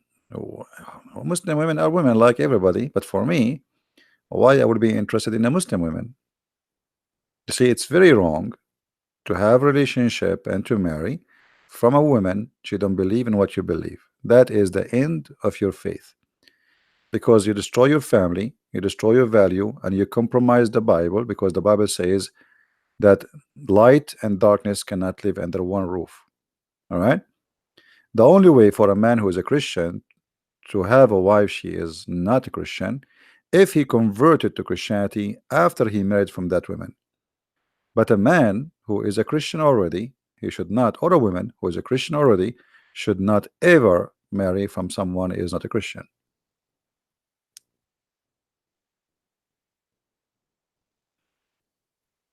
And why you marry someone not a Christian? I mean, there's millions of women there, they are good. There's millions of men, they are Christian. Go. You cannot find somebody. Your kids will be divided.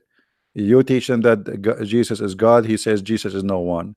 You teach him that the Bible is good. He says no, the Bible is corrupt. It's evil. So why you want to do that to your family? It's stupid of you. And then mostly marrying a non-believer, he will corrupt you too. Why you want to do that?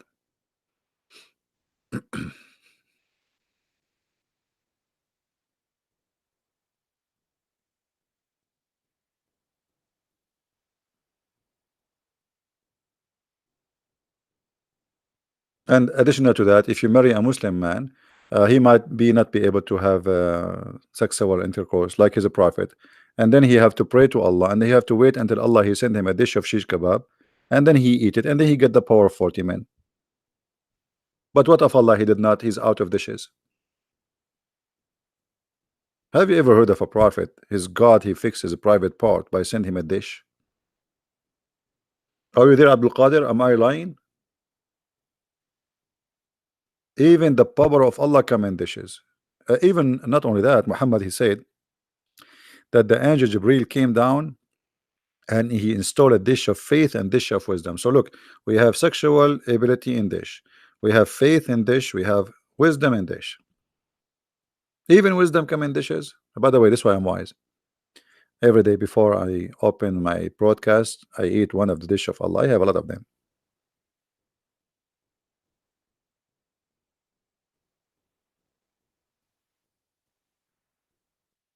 Do we have any Abdul Qadir there?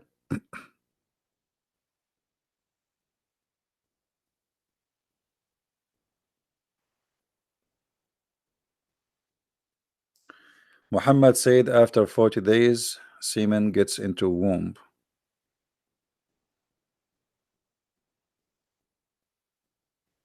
Well, and what are you asking me? I don't know what the question. I mean, semen, they live only for 5 days. Muhammad he says 40 or 50, they are not sure. Muhammad was almost close. You see, if Muhammad he says 5 days, the Muslim they will make a movie about this. But because Muhammad he says 50 days, man, we wish we took a zero.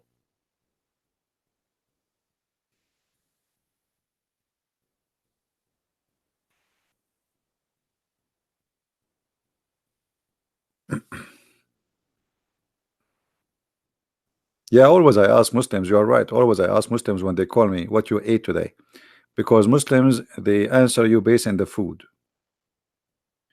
If a Muslim he eat too much watermelon, drink fruit, then we expect diarrhea. If he ate too much ajwa, then we expect like a very hard time to process to squeeze him. Depend on the food.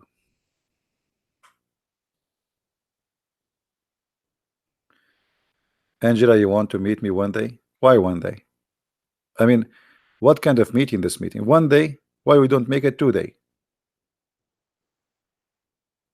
What kind of invitation this one? So let me guess. So you want to invite me to have, let us say, coffee with you one day. I look in the weeks, I could not find any of them. It's called one day, which means you don't want to see me. If you are serious, you will say Sunday, you will say Saturday, you will say Tuesday. But look what you choose. You choose one day. I mean, come on, you want to trick me? You think because I'm an Arab you can do that to me? You cannot. All of you want to invite me to your country one day. That's mean it will never happen. Name a day, make it Saturday, 10, what one day?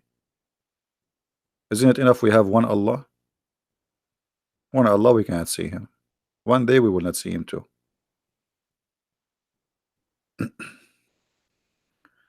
Do we have any Abdul?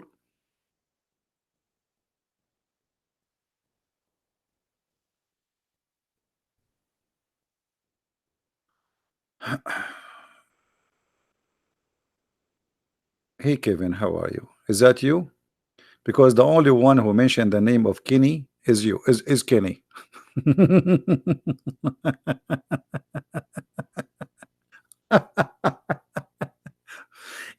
When somebody he tried to get attention, so what he do? He change his name and he came Christian Prince. If you are a brave, call this guy. But you are the guy. You want to bet? You want to bet? You are a potato seeking attention. Potato kid. Let your dad call me. Or your mom. It's okay. At least somebody mature.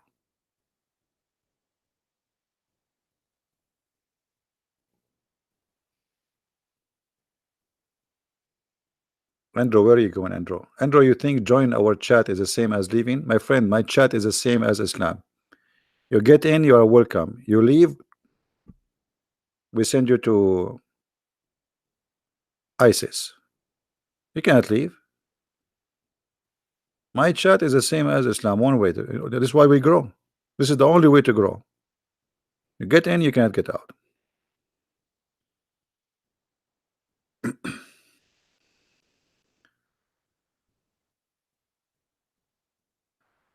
I want to make your laugh as my phone ringtone.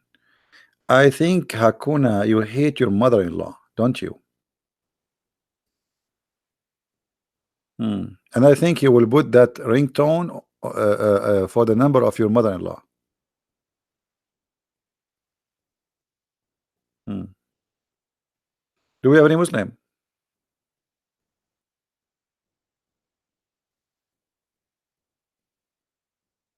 Anyone? Any two?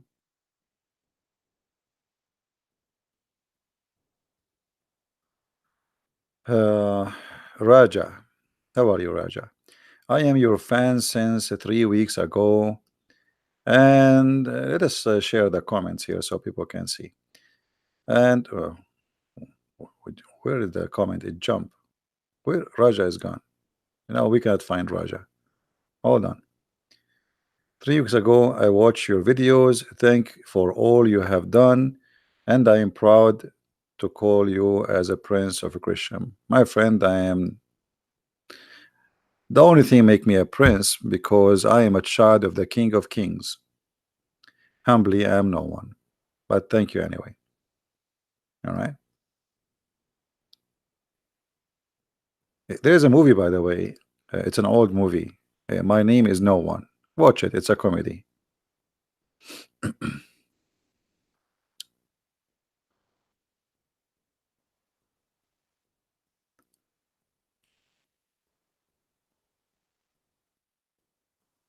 Any Muhammadan?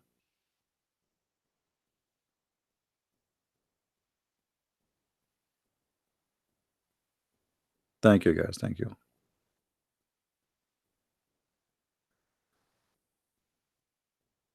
My wife can tell when I am watching CP. She hear me say it. Hey, by the way, I learned Indonesian, in case you do not know. I learned how to say good morning and how to say good afternoon and even how to say lapuk. Islam is a lapuk religion, expired. So I'm going to open an Indonesian channel, and the only 3 words I will say the whole time I'm talking is good morning, good evening, good afternoon, and lapuk. You like it, like it. You don't like it, I don't know what to do.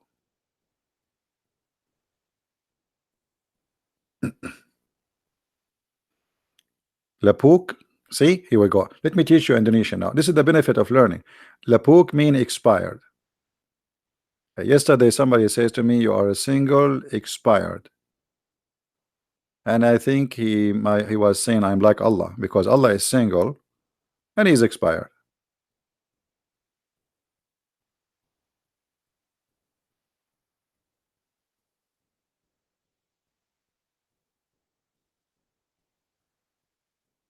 No, Muhammadan.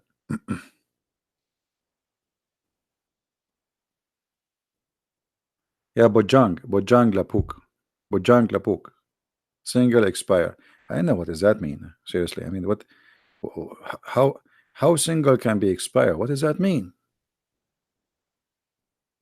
What? So if you are a single, you are expired. What? How you make the in Indonesia? You read it from left to right or from right to left?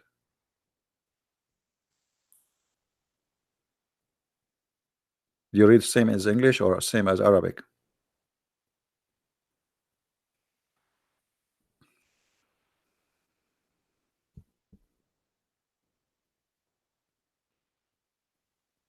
Left to right? Ah, okay. You know, when I start learning English, it was kind of confusing because in Arabic we read it from right to left, and everything is different. As an example, in Arabic, you says the house is beautiful. You know, in English, you say beautiful the house. You know, uh, it's totally different. Everything is the opposite.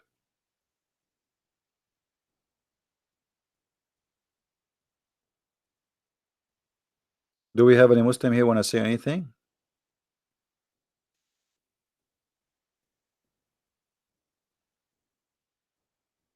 And by the way, I think we say, uh, I think in English you say like a beautiful women for security, because the woman will is listening, and now by saying a beautiful, she put her nails back. Like the nails are ready. So by saying the word beautiful, she relax. Then you say women, she relax more. If you say women and then there's nothing, we do not know what is going to be next, her nails will be ready. So I think the purpose was security issue. I'm just trying to think about the logic of the language. And this is why Muhammad, he always was using security language.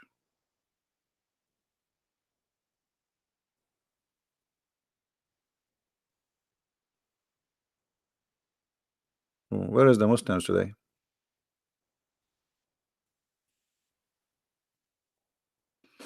Hmm? Nobody. A new word. Voodoo.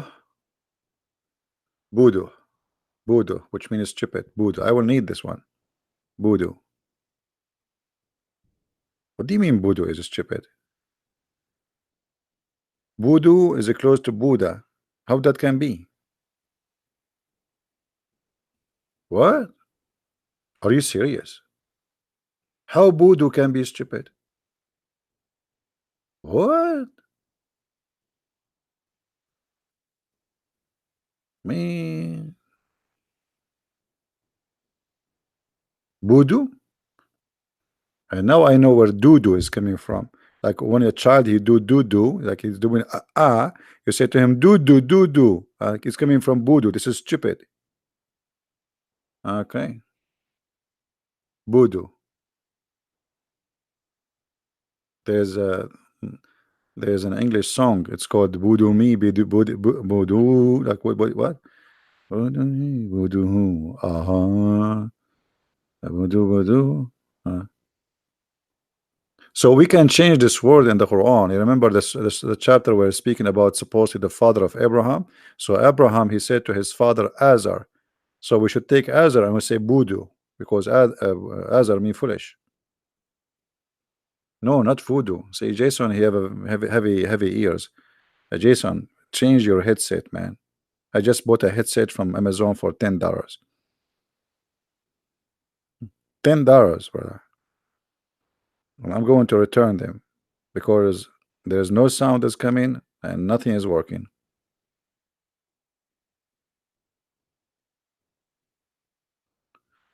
Can you help me? Uh, you helped me a lot to recover, break up my ex-Muslim girlfriend.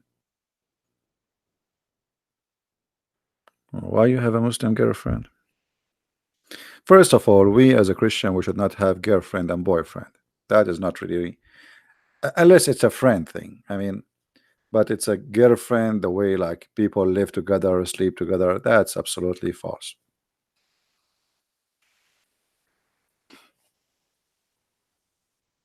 And relationship in such a way, girlfriend and boyfriend, you see, if you have a good intention, life always is about the intention of what you want. So if your intention is just to have fun and to sleep around, eh, I mean, at the end, you are the one who's losing. You might think you are winning, You're having fun, but at the end you are losing, because by time you will lose your ability to love any human being. You will not find a real love, because you abuse your feeling and you give yourself, your body, to many women. Same for the women.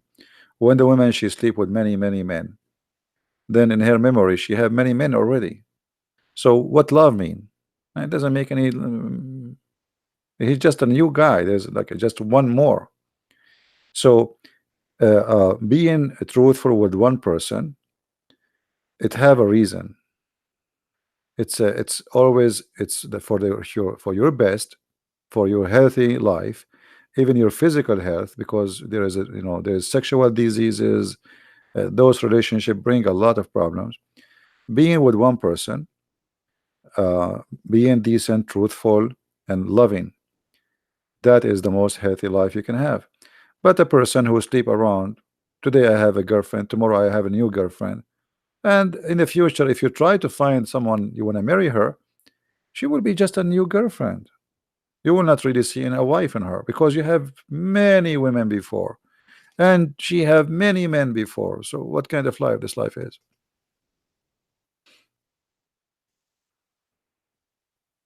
And then when you sleep with all the men who sleep with that woman before you, and she sleep with all the women who slept with you before her. Additional to that, whatever disease you cut from them, you will give to her.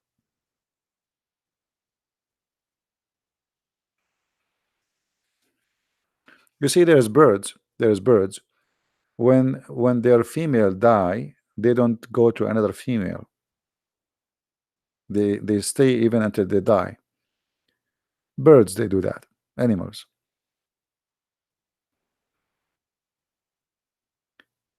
There's some kind of people, the husband, he die after a week or two, she is out for dating, as if she lost a puppy. So this is why you have to be careful about you associate your life with who, because this future partner, whatever you call him, wife, husband, he can destroy your life. Many people destroy their life, literally destroyed, because of a stupid decision they make.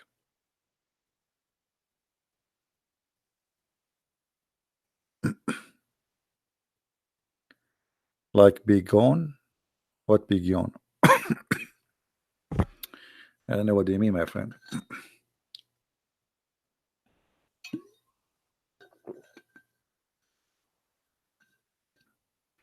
And by the way, boyfriend and girlfriend, this is an Islamic thing. This is not have nothing to do with Christianity. This is something spread. People lost their shame, and they start sleeping around. And not only that, and then they and the liberals, who they hate Christianity, they start promoting that the one who don't sleep around, she's a bad girl, she is stupid. It's embarrassing. Like she is 24, 25, or even 30, but she is still virgin. That is for them, it's a shame. They make fun of you. They will bully you. So uh, ugly became right, wrong became right, right became wrong. But at the end of the day, the truth is not what they say to you.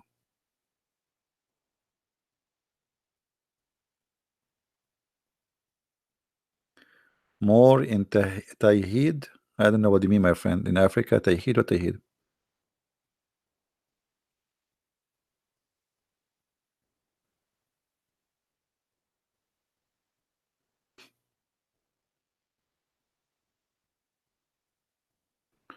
Everything you do in relationship with somebody have to be have attention, a good attention, to marry that person. Let us say you want to talk to a woman to know her. Uh, and sometime you might find a woman, she is good, but there is something push you away from her. But still, in the beginning, even if you try to talk, it should be a good intention. Sometime men is hesitating. Is that woman, she is good for me? Maybe she is not. I'm not sure. You need to take your time, but don't run into decision which can cost you heavily later. Take your time, be sure, because we as a Christian, we should not get married and divorce, get married and divorce, the same as the Muslim do. Because Muslim, they don't have marriage, they have boyfriend, Sex contract.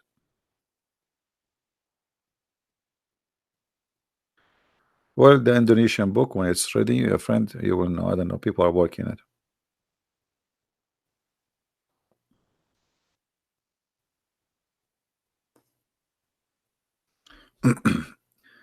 A Muslim, his name is Al Mahdi. He is asking me to explain verses from him, so he will convert to Christianity. My friend, if you convert to Christianity, I will laugh at who. So it's not for my benefit to convert to Christianity. Why you want to convert to Christianity? Stay as Muhammadan who believe that God will give you endless penis. What's wrong with you? Why you wanna? What's wrong? So you want me to explain for you a verses in the Bible so you convert to Christianity? So what I would do after that? Huh? I'm going to import buy fools from eBay? Come on. Oh boy.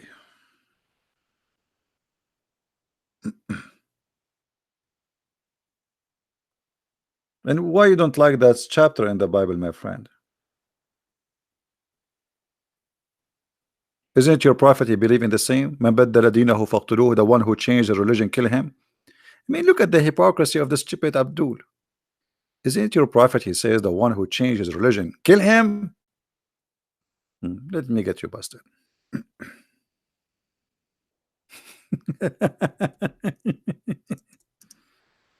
For the Jews, being a Jew is not only a religion, it is a citizenship. It is an identity. So when you leave them, you are betraying them. For a Muslim, why? This is your prophet. So if you are complaining about that verse in the Bible, as you claim, that means you are a hypocrite. But nothing new. You are a Muslim. Have you ever seen a Muslim not a hypocrite? I explained it to you. I just did. I just explained it to you. The Jews, in their book, the one who betrayed him should be killed. Your prophet said, the one who leave his cult, the cult of Islam, he should be killed. It's in front of you. So what is your complaint? I'm not sure. Are you saying this is wrong?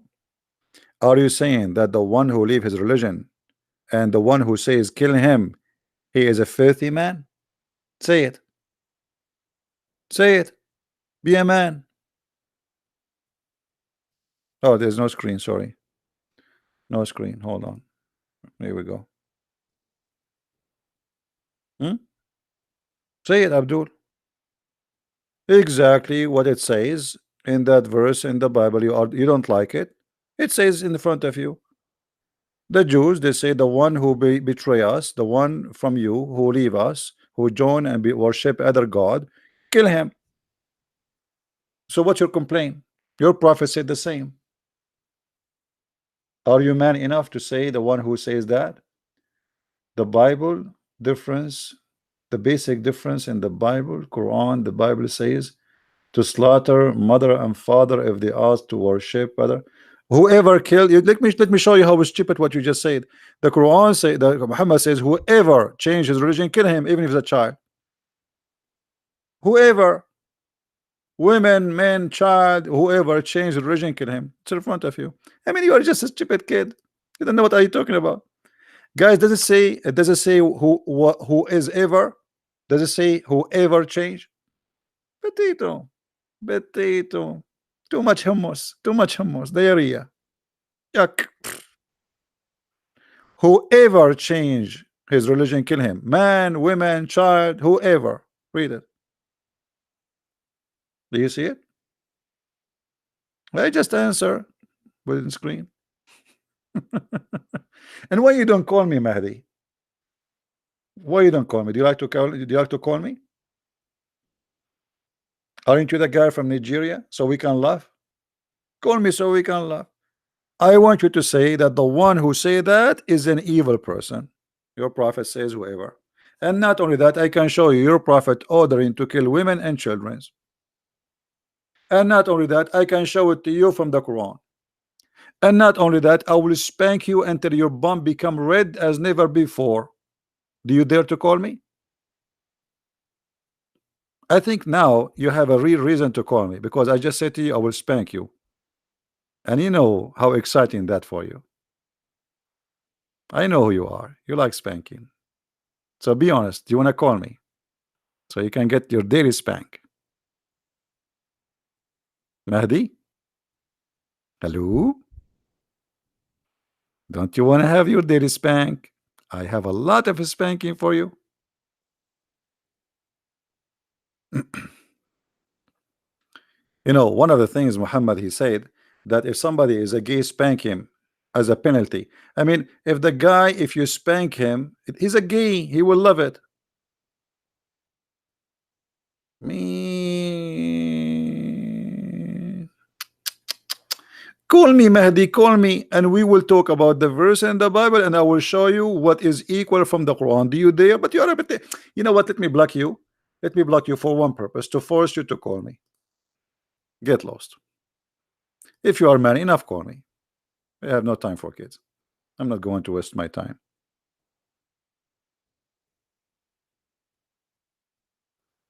Potatoes. Your prophet was dying, kissing the shoes of the Jews to be accepted as a Jew, and he accept everything. And not only that, your prophet, he took an oath in the Bible you don't like, and he says, I believe in thee and the one who sent thee.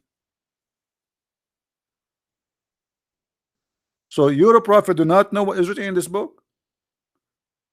Huh? Do your prophet know what is written in this book, or he is a coward like you? Here we go.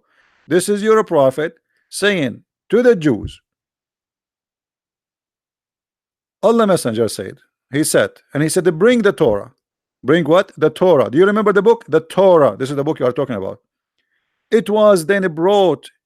He then withdraw the cushion from beneath of him and place on the Torah, saying, I believe in thee and in him who revealed thee. So you stupid coward, you are making fun of the Torah. You're a prophet, take an oath in the Torah. So who is the donkey here?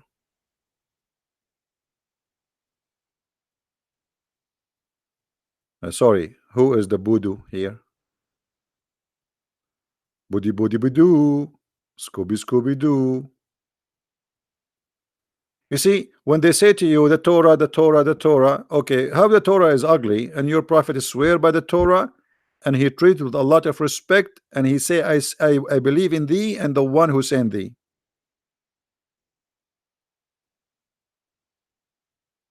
Hello, hello, it's me you're looking for.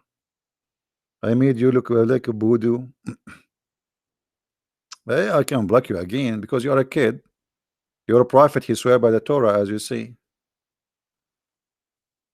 I don't care. You're just a kid. Be a man.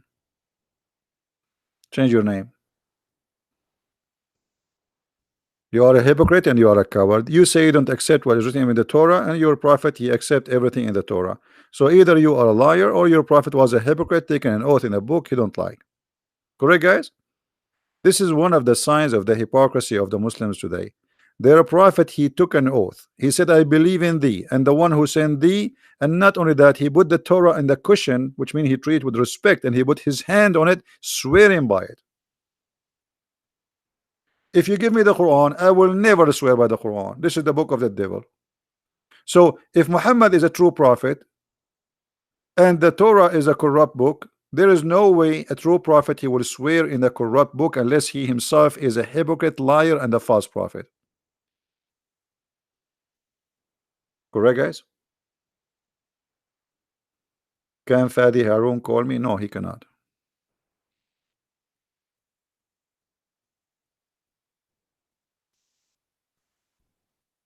What? Fadi will leave Islam? Why he wanna call me? There's no need to talk to me.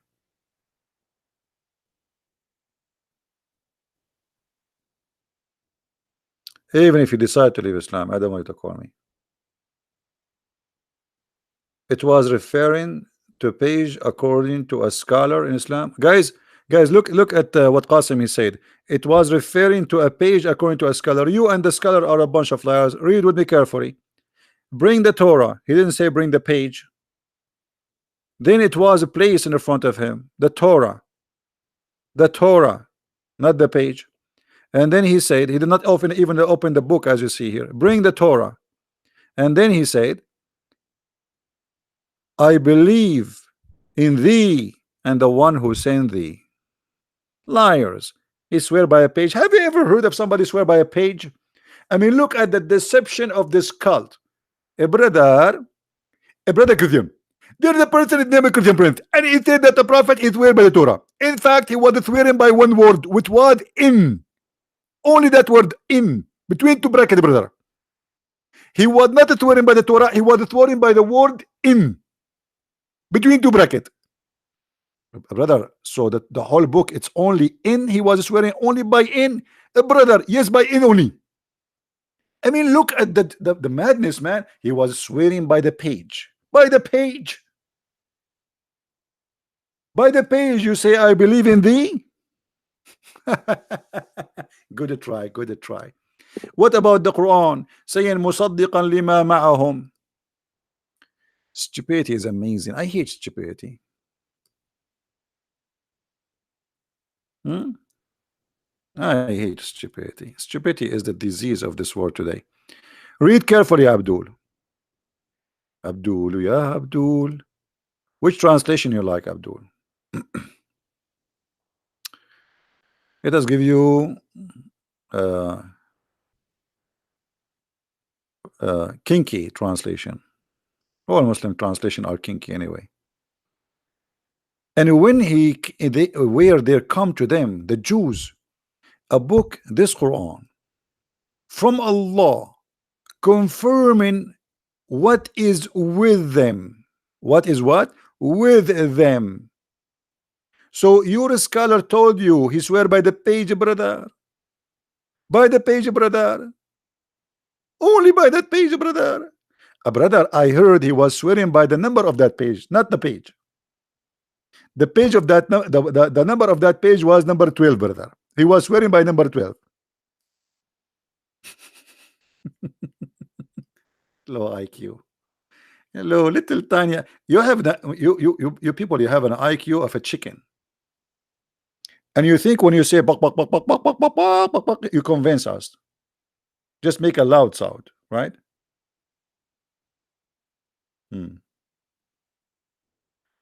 The Torah is sent by Allah, not a book written by Genesis or etc. Torah was with the Jews 1400 years ago. The reason why not talking it because it was sent to a small nation. What does that mean, Samira? What are you talking about? This is the Torah was given to the Jews between their hand in the time of Muhammad. So stop fooling yourself. And the verses of stoning to death, it's still in the Torah, and it does not exist in your book. Why? Because a goat ate your book. See, you say that the Torah is corrupt. Here we go. We can show you the verses for stoning to death in the Torah, but in your book it's gone.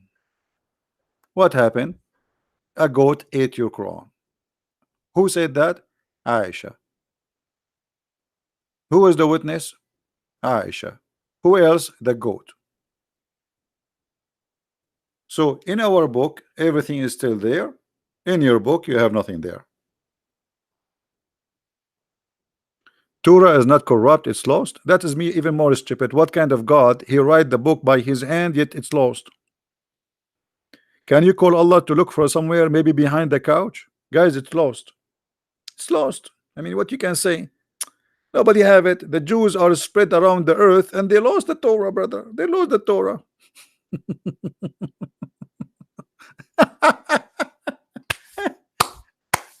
Brother, they lost the Torah, brother. It's you who lost the Quran. You don't have the Quran of Muhammad. Where is the Quran of Muhammad? The earliest Quran you have is more than 800 years after Muhammad.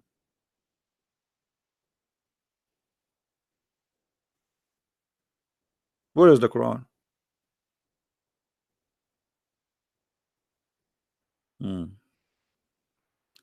And until now, we are looking for the goat. You know, the goat is wanted, by the way. If anyone have information about this goat, you have a big reward from the government of Saudi Arabia. And you know, there's many people they are saying it's a gossip. I'm not sure that the one behind the goat is the Russian, the same what they did in the election in America. The Democrat, they suspect that the goat was sent by the Russian. You know, the Russian hackers. Allah used to transmit the Quran to Hafs. Hafs is a fraud. Hafs is 200 years after Muhammad, and the Muslim Sunni, they say he is a fraud. So you got your Quran from a fraud. Secondly, what kind of God he is waiting for Hafs to bring you the Quran? Where is it? Where is the Quran of Muhammad? Number three, your God said that inna alayna jam'uhu wa qur'anuhu. It is on us to collect the Quran, not to Hafs, who came more than 200 years after Muhammad. Isn't it Allah who promised that he is the one who will collect the Quran? Did Allah collect the Quran? This is why the Muslim did not write the Quran, because Allah, he said he will collect it. Read it. This is your you know, your Quran. You see it? It is for us to collect it and to give it to Muhammad.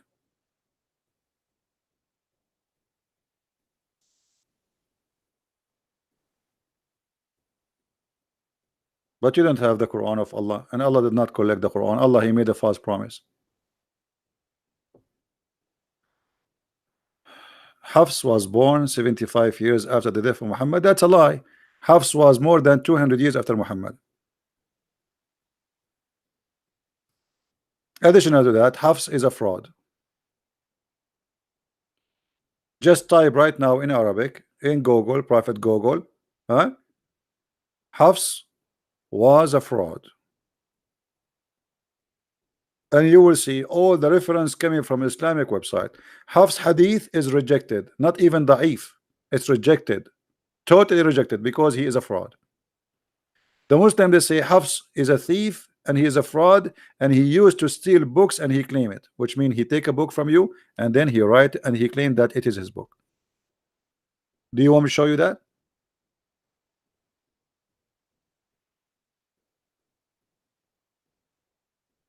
Do you want me to show you that?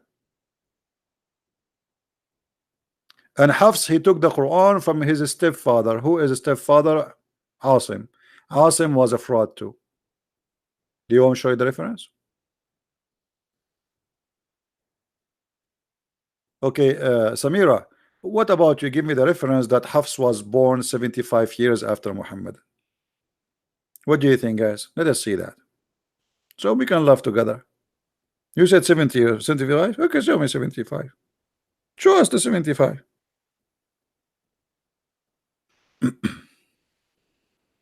Did Muhammad have children? No, he never had children, not even girls. Muslim Shia, they believe only the only child he have is Fatima, but even Fatima, she is not his child.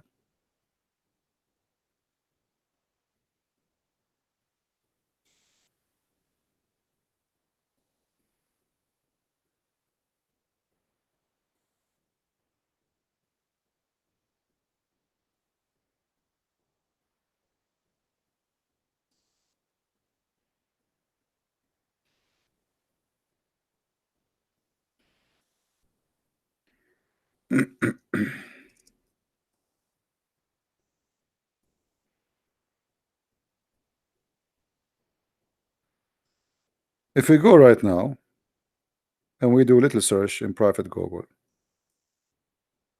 let us do that.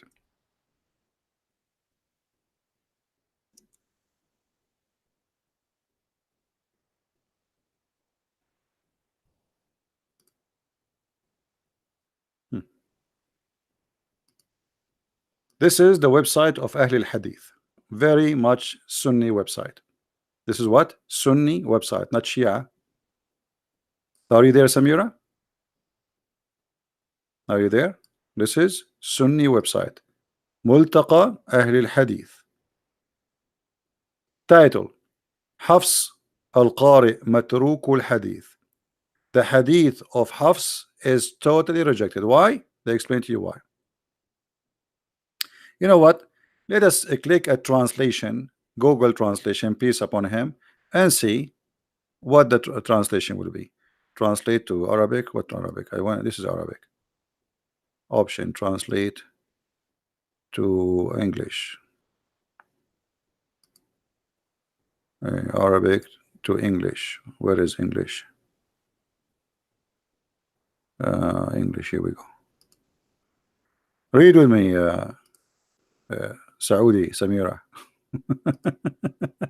This is you Muslims. This is what you Muslims say about him. All right. This is what you Muslims. You see what they are saying about him.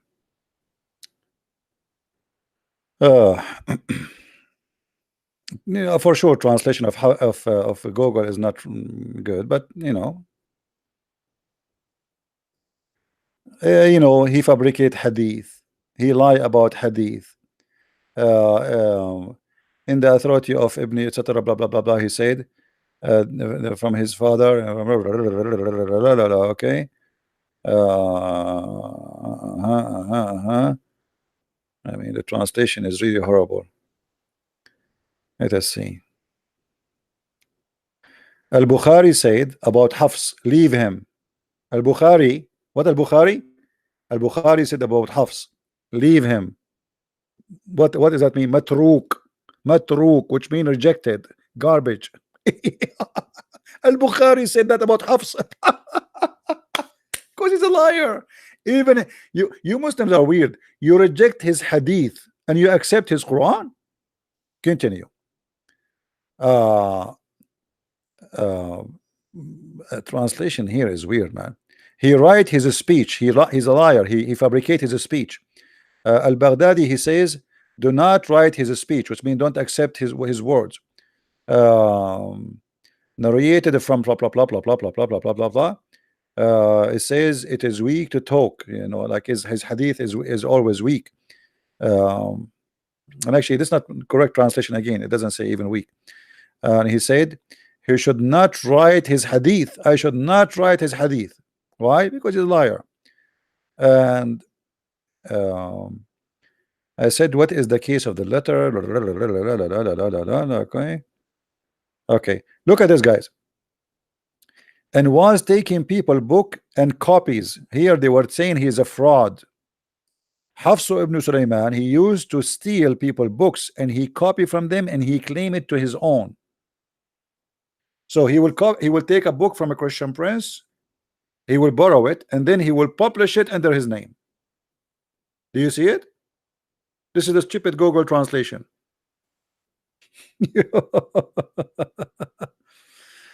So all those references, and look, Abu Bakr said, and he was a liar. He's what? He is a liar. This is Hafs, the one you get the Quran from him, and this is what you Muslim Sunni say about him. You Muslim Sunni, you say he is a liar. What a shame. What is that, man? Can I give you proof? Yeah, sure, you can give me proof, Mr. Muslim Prince. A Muslim Prince want to give me a proof that Allah preserved the Quran. Yeah, right. Here we go. I have a proof here. The goat ate the Quran. What your God was able to do about it? What about this proof in front of us, Mr. Muslim Prince? Are you going to accuse Aisha that she's a liar?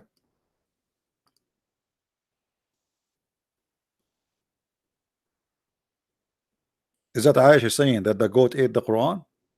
Okay, show me the verses of a breastfeeding for adult 10 times.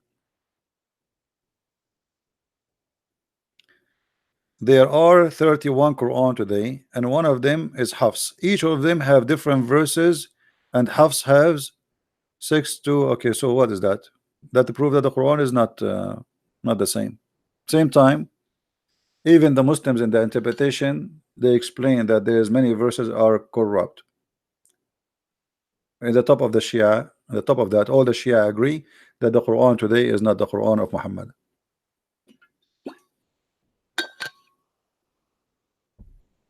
Let us not to waste time. Show me the verses. As long the Quran is preserved, show me the verse of a breastfeeding for adult. Recite it for me.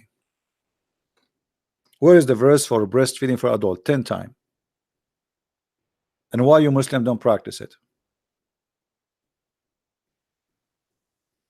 Any Muslim want to call me and recite the verse of 10 times breastfeeding? I like breastfeeding, by the way. I'm hungry. I did not eat actually.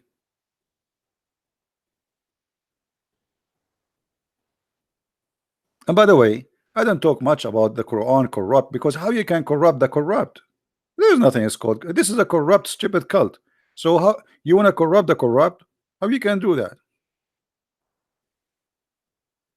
What about you call me and you prove to me that Islam is from God anyway? Let us say the Quran is preserved in a CD. I mean, even a human being can do that. One verse 7, 1 plus what? One verse, Surah 1, verse 71. 1 plus 7 equal to 8. Number of the Surah 2 has 86 verses. So 2 plus 86 equal to 288. Even number. Do this from 1 to 114. You see, this is very stupid of you, my friend. First of all, the one verse is not the chapter. The first chapter in the Quran is not the first chapter. Secondly, it's based on who you decide which one you divide the number with. Like, who is the one who told you to do like 1 plus 7 is 8, and that is the number will do for everybody. The chapter of Al-Fatiha is not the first chapter in the Quran. The first chapter in the Quran is 96. So look how Muslims, they come with silly, they try to prove to us silly stupid things. I can play the same game. And by the way, if we do calculate the numbers, you will see that you are being stupid, because the middle of the Quran is not 57. I mean, you Muslims, you have a problem. Guys, how we can have 157 the middle of the Quran? It's not even number. Let me explain to you. Just to show you. Let me draw something for you. To show you how silly, even when they try to prove to us something. I will draw a line.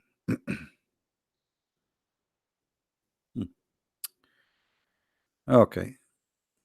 So if we draw a line here, and we say this is number 1, and this is number 114. Let's make it 1 to 10 first. 1 to 10, just to explain to you.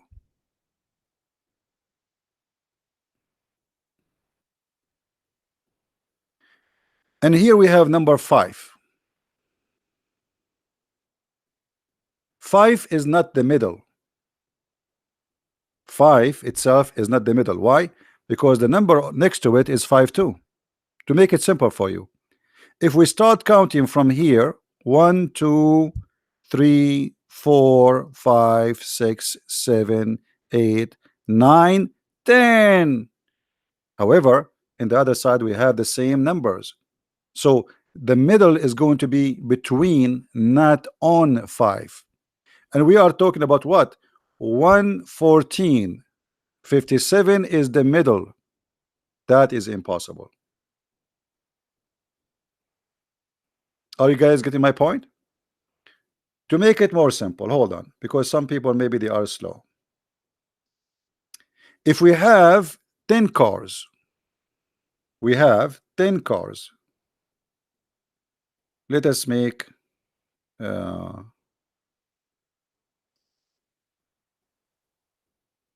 cars. 1 2 3 4 5 6. We have to make them smaller now. 7 8 9 10. And let us say all of them, they are equal in size. So what is the middle? Guys, which one is the middle? We are talking about mathematically accurate. If this is number 1,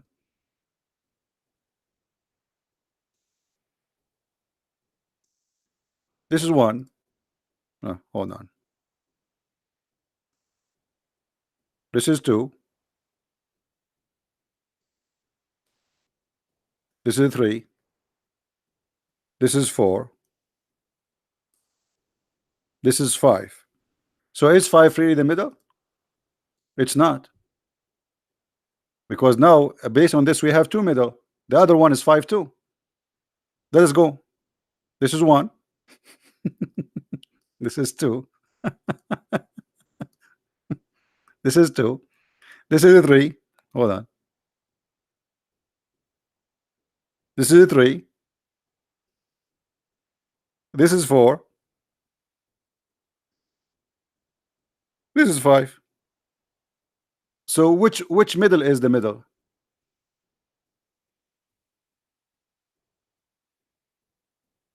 Guys, you understand? How this can be the middle? We have 2 5. Which one of them is the middle? So when you assume that the 57 is the middle, that is stupid of you. The middle is something between the 2 5 here. That is the middle.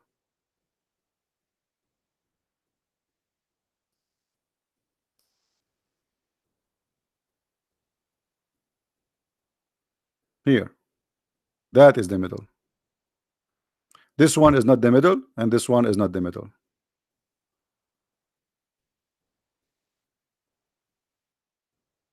The middle is 5.5. To be the middle, which means the number have to be 11. To have accurate middle, we have to have the number 11. Thank you. So in the Quran is the same. As long we have it from both sides, that can be accurate if the Quran is not 114 and if it is not 57, which means if it is 59, and then we can say in the middle of both of them there is a verse, it's the middle. Same time, Umar ibn Khattab, he says the Quran was 1,025,000 letter. How many letter we have today left? Can you tell me, Muslim Prince?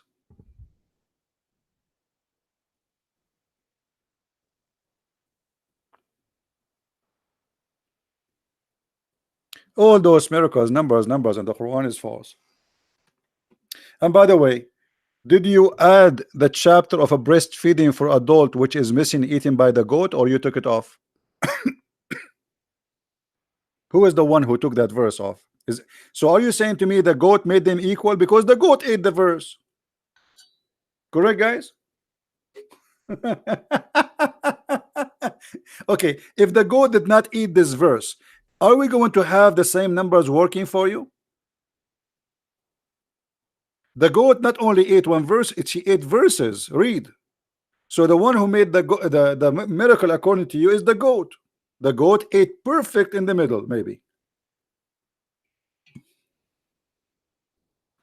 The goat, she was licking the top of the ice cream until she make it in one level you like, so you can make a number with it. Silly religion. Trying to find a proof about Islam by numbers, but that will not work. What about your prophet saying the sperm stay inside the woman for 50 days? What about this number miracle?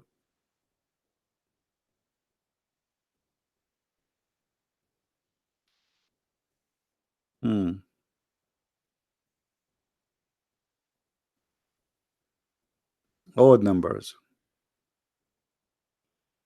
What about the rest of the chapters?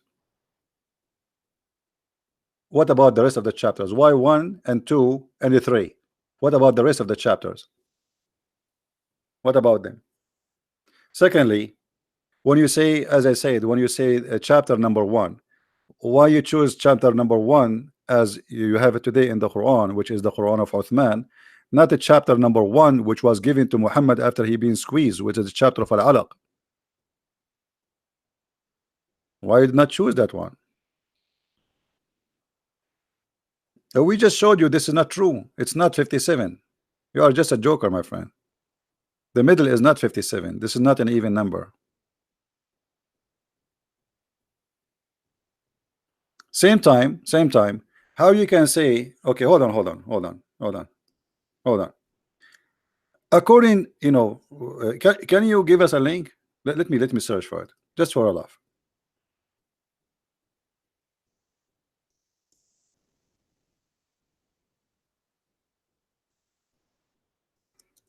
Just to show you how stupid this cult is.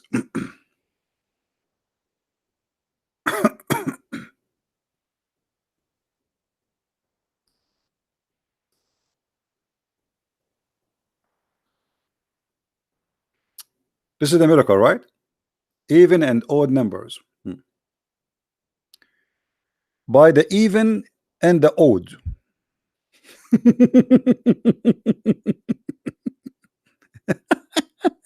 Allah swear by the even and the odd. Okay, as you see, the third verse of 89th surah in the Quran draws attention to the even and the odd numbers. The word wa in the Quran is used to emphasize the word that succeeded, okay, when it was used in the beginning of the sentence. We translated the word wa as by. Let me show you here how we get them busted right away. Guys, does it say here that the word the letter wa is a word? If you go right now and I show you in the Muslim website how they calculated the number 19, you will see they don't even calculate the letter wa. They did not calculate it as a letter, they don't calculate it as a word. Here suddenly it became a word just to make numbers work. Do you see it? Hypocrite, liars. Then it says in the figure example, the surah of etc. chapter 1 7, the one sub set surah and 7, and the surah of the cow 286 and 2 surah 86 286 verses. In the table below we got number 8. Since the number 8 is even number, we write it in the place reserved for even numbers, and we added a 3. Why you are adding 3? I mean, who is the one who come with this calculation to add a 3? Trinity? And 200. Why you 200? Why 3 and 200? You see, those games we can play as much as we want, so we can come with the calculation and sweet us. Who is the one who told you to add a 3 and 200? How you can add them and why? So is an even number, brother. We write it on the place reserved for even numbers, and we added a 3 and 200, the surah number and the number of the verse of the surah, the family of Umran. Okay, why you choose this one? Why you choose this one exactly? And then we got the number 203. As this number is an odd number, we will write it in the place their odd number, and we will do the same operation for all other surahs and verses of the Quran, as we will see in the table below. So look what they did. We try our best to come with the calculation, and we choose numbers to make and divide, and we add as we wish. This is something can be done to anything to fabricate a calculation. So did your God Allah says to you add number 3 and 200, and then we make it 203? Where do you get this from? So you have to add numbers to fabricate a calculation to make it look like a miracle. As simple as that. Secondly, the Quran we have today is not what Muhammad he gave you. This is the Quran of Uthman. So if the calculation fit with the Quran of Uthman, according to you, that's mean Uthman is God, because Uthman is the one who made it for you. Very desperate, trying to find a miracle. Very desperate. The total surah number in the Quran is 6,555.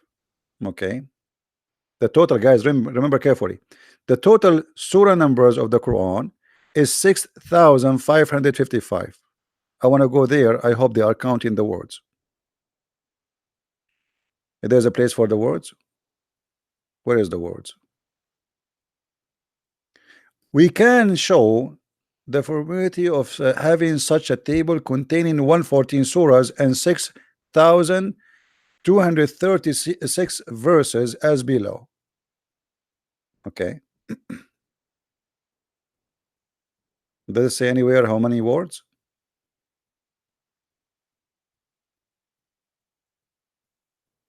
Until now, nothing about how many words. Let me show you. All of this is a false fabrication, and nobody is going to calculate anyone to check even if this is true or not. But let us do this. Was Umar al-Khattab a liar when he says the Quran was 1,025,000 letter?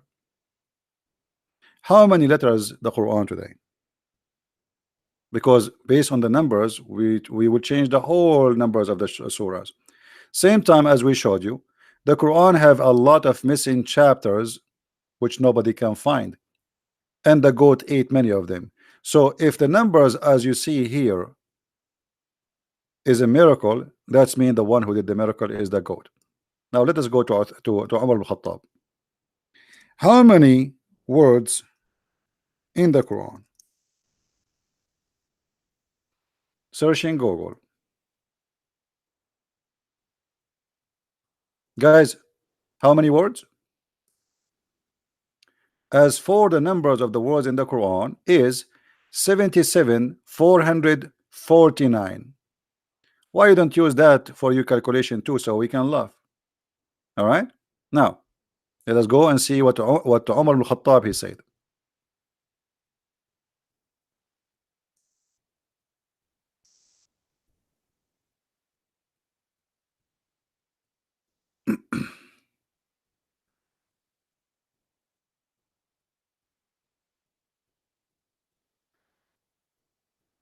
And this is, remember, this is Umar al-Khattab, not anyone. This is not Shia. This is not, you know.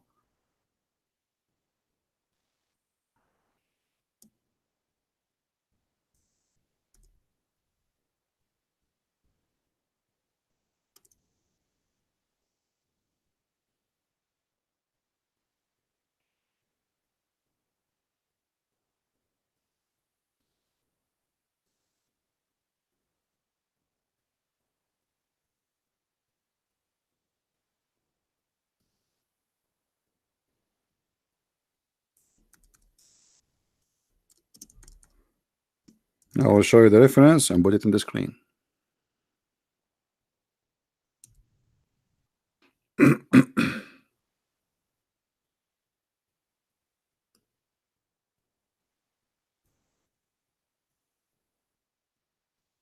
Why you don't call me Prince, so we can read for us, just for fun, you know. Better than me trying to prove to you without people hearing your voice.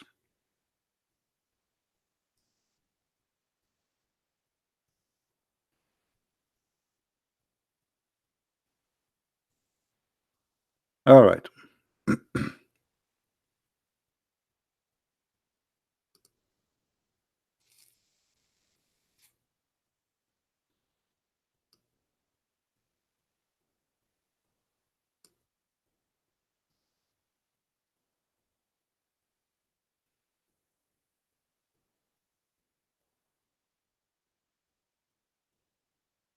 I think even we found it in English. Hold on.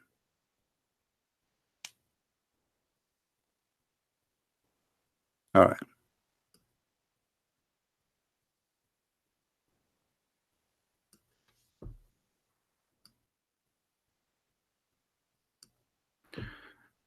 Let us see. Read carefully with me. It's reported. It's reported. Let's see. Where is the one about Umar? ألف حرف.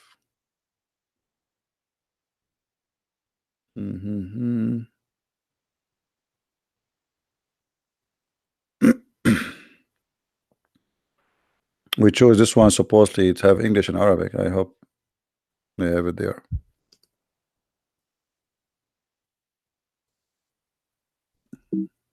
Oops.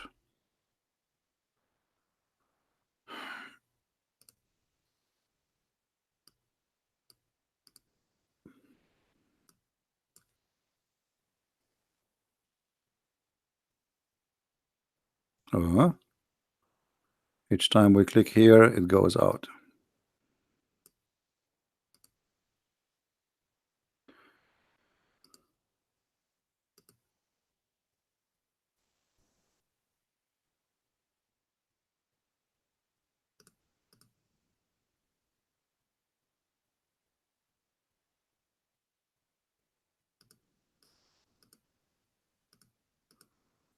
I'm just trying to find the reference. Okay, looks like this hadith here does not have it. Give me a second.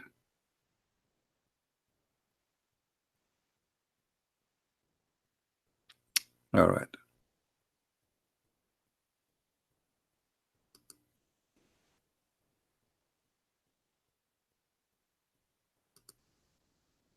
All right. This is the book of Kanz al-Ummal. Al-Quran ألف حرف و27 ألف حرف. In this hadith, it is 1,027,000 letter. And the one who read it, all right, Allah will give him for every letter a virgin to have sex with. Are you there, Muslim? Are you there? Let us translate the reference so people will see that we are not making things up.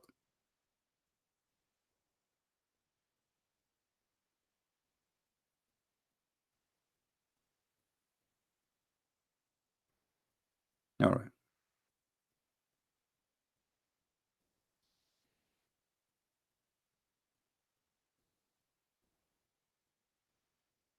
The Quran is 1,000 letter and 27,000 letter. And for the one who is patient and etc. reading it, Allah will give him for each letter a wife to F. Are you there, Muslim guy? Muslim prince? So how you calculate for me a Quran which is 90% of it is missing?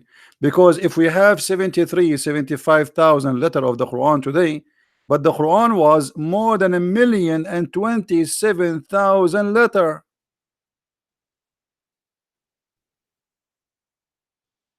Was Umar lying? And for reading every letter, Allah will give you. Allah disagree? How Allah disagree? Did Allah give you the numbers? Guys, Allah disagree with this statement. Allah disagree. Did you speak to Allah? This is Umar al-Khattab, and this is your books. So I mean, I feel sorry for the Muslims. They try their best, trying to fabricate stories to make their book look as it is accurate. Secondly, let us say that those numbers are exist. Still, the Quran is a stupid book. What kind of God he said the sperm coming from the backbone? What does that mean? What kind of God he says the sperm coming from the ribs of the women? What kind of God he said that the sperm transform into a congealed dead blood? What kind of God he said that the earth is a flat and Allah he placed the mountains in the top of the earth? What kind of God he said the sun set in murky water? So look at the stupid try. They try to cover the shame of the Quran and the stupidity of the Quran.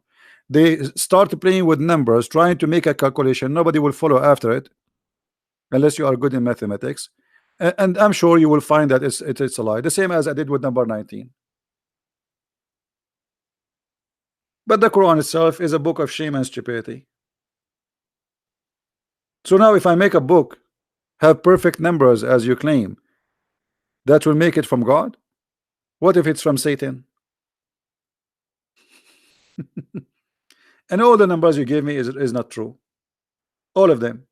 Because look, you start saying I'm going to add this to that, and then I will divide this to that. Why you don't divide something else to that?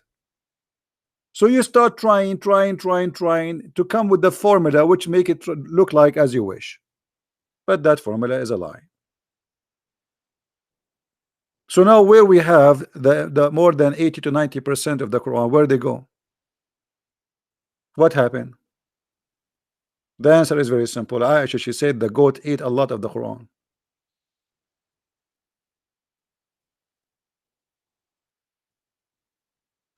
The same lies they say as the numbers of women in the Quran. The Quran says there is etc. women, etc. men. The Quran says etc. Death, etc. life.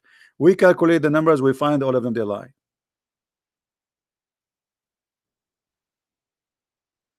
Who, if he's a Shia even more in trouble, because Shia is the one who keeps saying Quran is corrupted. Not a single Shia accept the Quran today. So how he's a Shia, but he don't believe in this? So if he say to me, I don't believe in Umar ibn Khattab, well then he have to believe in the Shia, and all the Shia agree that the true Quran is taken by Al Mahdi.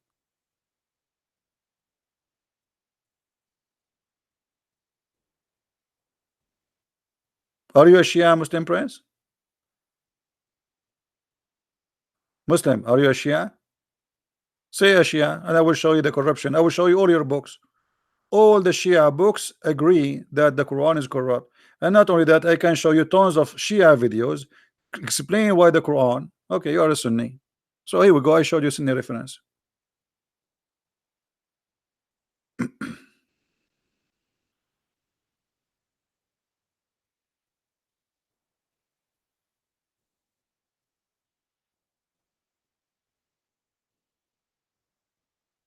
Okay, where is the chapter of Ar-Rajm? Did you calculate the number of Ar-Rajm? Here we go. We have here at least two chapters are missing. The one for breastfeeding and the one for Ar-Rajm. Did you calculate that one? Where it is? Where is the verses of Ar-Rajm? Look what Umar he said. And this is Sahih Hadith.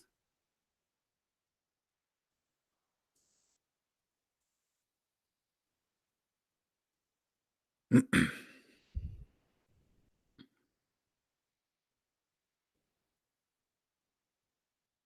you see it? It's a surah in the Quran. Where we can find it? It's gone. What about Umar? What Umar said?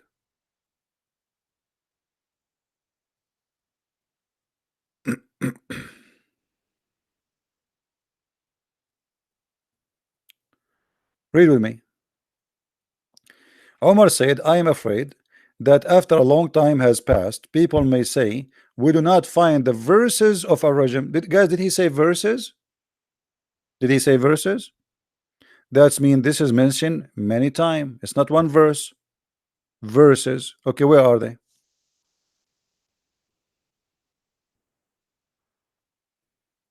How you can make this funny calculation and there is missing verses according to you? And Umar is worried. Why he's worried? But we will not find it. Why we will not find it? This is in the time of Umar. This is not 10 centuries after Muhammad. In the time of Umar, it is missing. What is missing? Verses.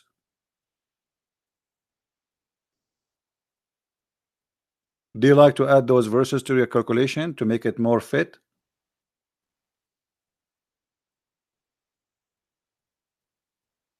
Okay, guys, this is a proof that Allah is a false God, because if Allah he said he will preserve it, and then we find you Muslims saying the goat ate the Quran. Omar he says the Quran was more than 1,027,000 letter, and here he's saying there is verses is missing. That's mean Allah is a liar, because Allah he said he will preserve it, but he did not do anything. What Allah did? How Allah he preserve it? Allah he said inna alayna jam'uhu wa qur'anuhu. It is on us to collect the Quran and to recite the Quran. He did not recite the Quran, neither he collect the Quran. So Allah is a liar. From what you just said, you prove to us that Islam is a false cult. How Allah he says he will preserve it, and here we have verses are missing. Is that the book of the Jews? This is Sahih Bukhari.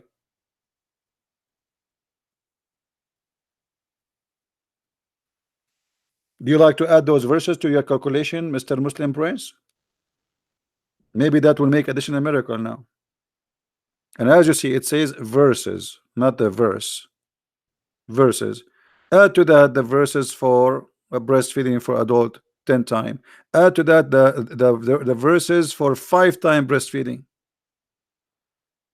Add to that, add to that, add to that. We do not know what is missing. So what we will do now? Allah, He preserved the Quran, but as you see, it's not.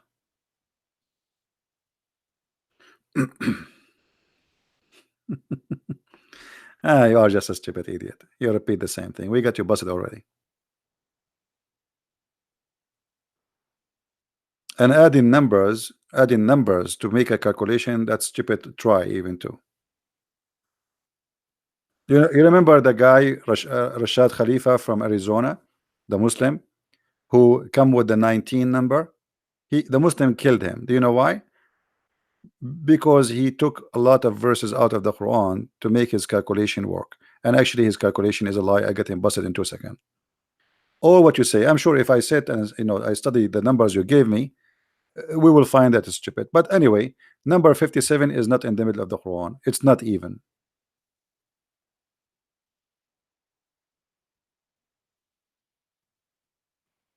And I don't care about your numbers too. Why Allah did not mention to you the numbers? Did Allah says the numbers? Did Allah says add 2 to 3? Or this is your own fiction? What about Allah? He says in the Quran, okay guys, I will show you something. If you calculate 1 to 7, brother, and then you add number 200 and add number 3, and then add etc., and then we find that this is true, that will be something. So Allah do not know, you know? Allah do not know, but you know. No, this is not a miracle, because simply number 57 is not even. You are being stupid here. To have an even number, it have to be 58, and the Quran have to have not 114, should have 115 surah. That will be even number. You are being stupid, because that will be the middle.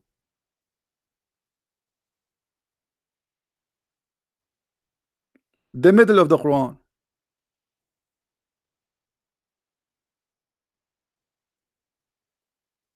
If you have the Quran as 115 chapter, that will make number 58 the middle.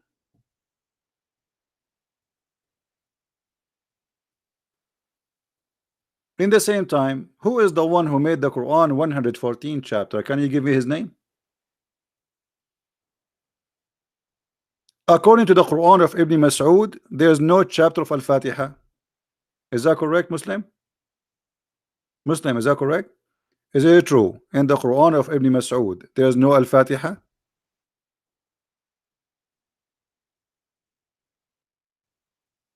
Which one you take? You take Hafs or Ibn Mas'ud? The whole Al-Fatiha in Ibn Mas'ud does not exist. All of it. The base of your calculation is 1 to 7 chapter of Al-Fatiha. In Ibn Mas'ud, that chapter is not exist. Totally is gone. What take Allah? Where is Allah? I mean, look at this idiot. Have you ever spoke to Allah? Have you ever see Allah saying this is the Quran? Actually, it's very clear that Al-Fatiha is not part of the Quran. Why? This is a prayer Muhammad was trying to copy Jesus. Read carefully. How this can be Allah talking in the name of Allah? There's no way Allah will say in the name of Allah. This is a prayer Muhammad was trying to copy Jesus. He said to them, pray like this: our Father art of heaven.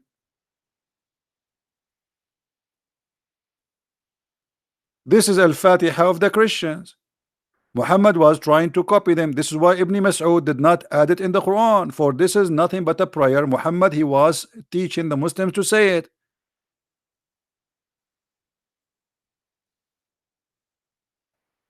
There is no way that God will say in the name of Allah. That's stupid. There's no way that God will say praise be to Allah. That will be stupid. There's no way that God will repeat himself twice, saying the beneficent, the most merciful, he again in verse number 3. There's no way it says Allah will say the honor of the and the resurrection day. There's no way Allah will say you alone we worship. Allah saying you alone we worship. This is a prayer made by Muhammad trying to resemble our Father art of heaven, the prayer what Jesus taught us. The Christian, they have a prayer. The Jews, they have a prayer. Muhammad, he have to come with a prayer, and he made it. This is why it's not exist in the Quran.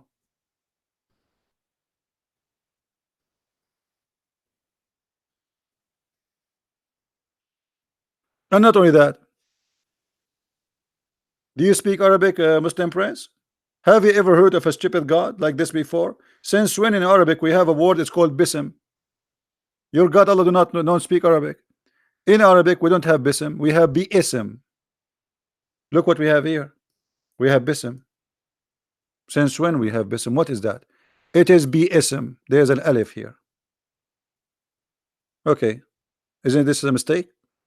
How the word bi'ism become bism?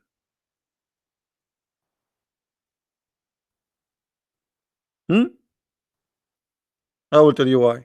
The Muslim, they took it off because it's going to be easier to sing it. You Muslims, you corrupt your book, because if you take a letter from the words of God, you corrupt. Who allow you to take that letter off? Guys, do you see? He just said that we took it off because it's easier to memorize. So you play with the word of your God so you can memorize it. So Allah, he did not do good job. We fix him. We fix Allah words because it's hard to say bi-ism. We say bism. We fix Allah to Allah is an idiot. He make it hard for us. Same time, Mr. Muslim, you're a prophet. He said that Allah, he sent 7 Quran. Can you name them for me? Is all the Quran, the 7 Quran, they have 114 chapters? No. And we gave you example Ibn Mas'ud. You have 113.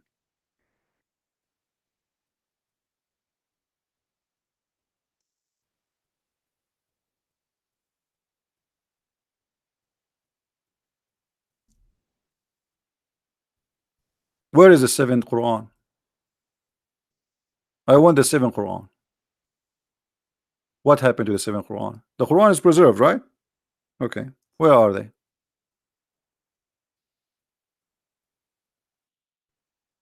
Can you give me the 7th Quran? Do you have a website have the 7th Quran, Muslim Prince? Where are the 7th Quran?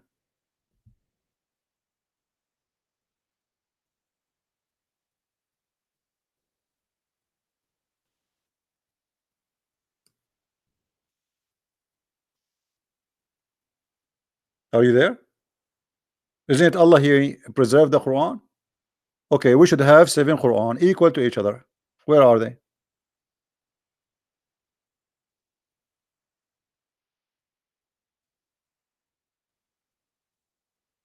Where are you, Mr. Numbers? We should have 7 Quran. All of them have the same equal numbers. Correct, guys? Because this is a miracle.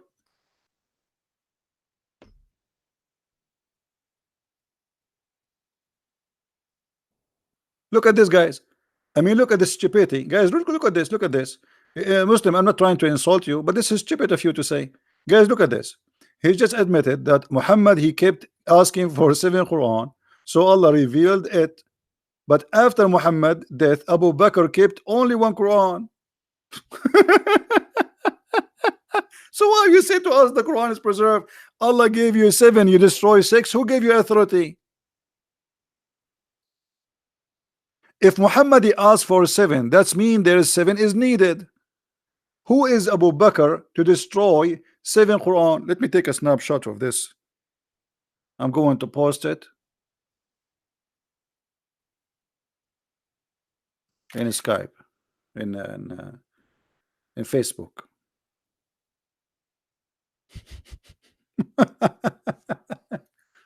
So you are looking after numbers and you have 6 books are gone and you have only 1 left. There's only 1 Quran. No, you just said Allah, he sent him 7 Quran. What do you mean there's only 1? And you know, what do you mean your prophet, he keep asking for more Quran? I mean, how stupid that. If your prophet says that my people are not capable of doing it, that's mean the 7th Quran is needed. Read it carefully. Muhammad, he says my people are not capable of doing it. That's why he keep asking for more Quran. My people, do you see it? Why they're not capable? Because they are stupid, supposedly, according to him. He knew what kind of people they will follow him. Yeah, he keep begging. Okay, guys, he keep bargaining and begging for it. Why? And why Allah agree? Is that a bazaar? Is your prophet buying hummus? This is the book of God. Allah, he sent you 7 books. Who are you to destroy them? And which one of them you like, you keep? Which one? This one you kept? Who make decision to destroy 6 and to keep one? Who is the one who gave you authority?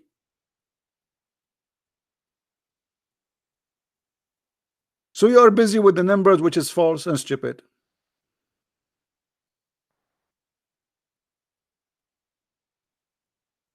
If Muhammad, he says, my people are not capable of doing it, that's mean those books are needed.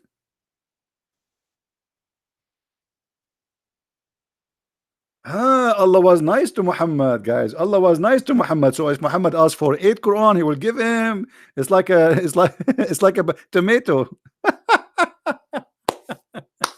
No problem. Allah was nice. Let me take a snapshot of this one. I'm going to post this. Unbelievable. You guys, you should take a snapshot of those. And if you are downloading my videos, you know what? Let us record this on the screen so people will see what we are talking about. But Allah was nice to Muhammad. But these 7 Quran were not for all mankind. It was just for a short period. Those 7 Quran were used because in heaven there is only one Quran. Not all for mankind, brother. Why?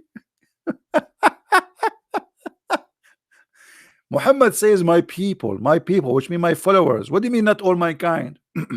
Only some mankind? What is that, the zoo?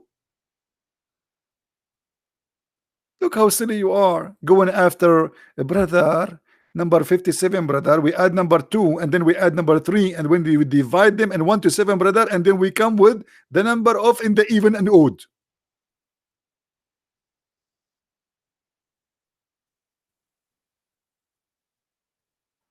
Very silly cult. This is what happened when you are desperately bankrupt. Desperately bankrupt. Bankrupt cult.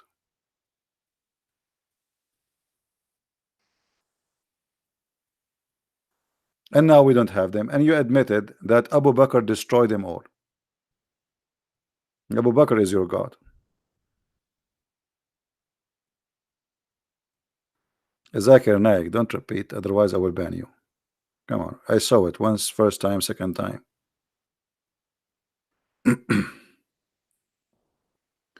So as you see here, the Muslims admitted that their Quran is gone. It's a disaster if you say, Allah, he gave Muhammad 7 Quran and we destroy 6.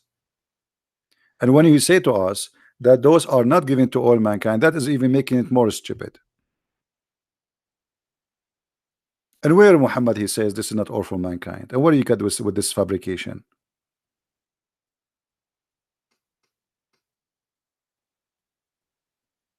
Just to give an answer, just to throw an answer at us. As you see, he is saying, my people not capable of doing it. And Allah, he gave him other. And here, by the way, what kind of Allah he do not know that his people are not capable? Why Muhammad need to ask Allah for more and more? I mean, is that a bazaar in India? You say to him, now, come on, man, give me one more cucumber.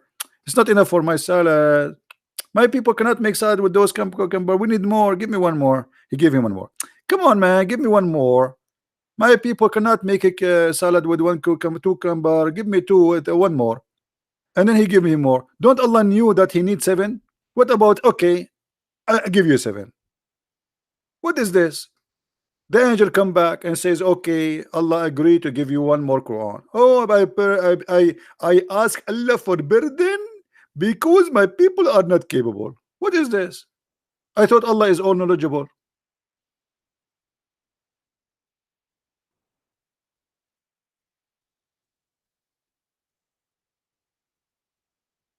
How this happen?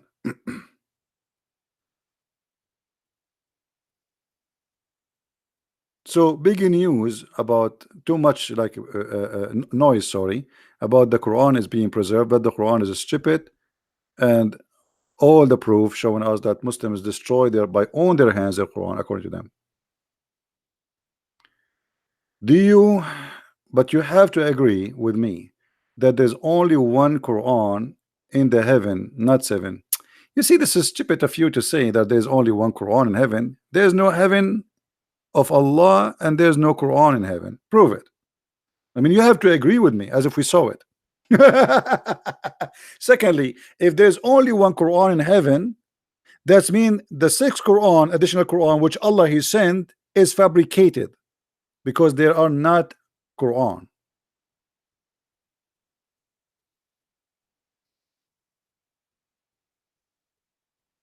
Correct, guys?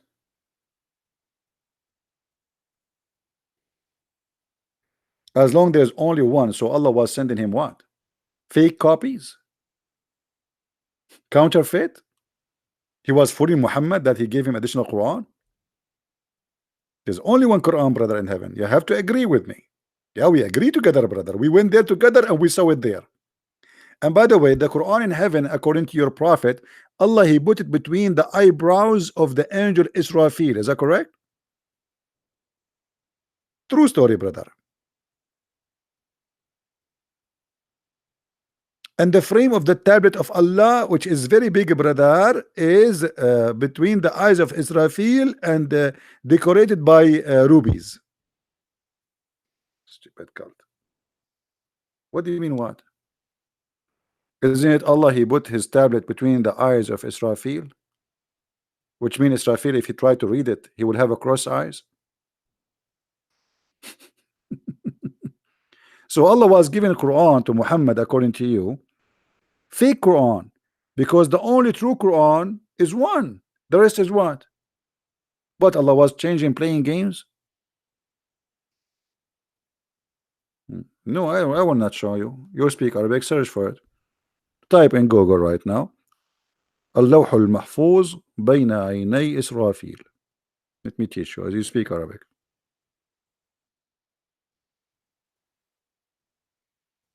Don't play dumb.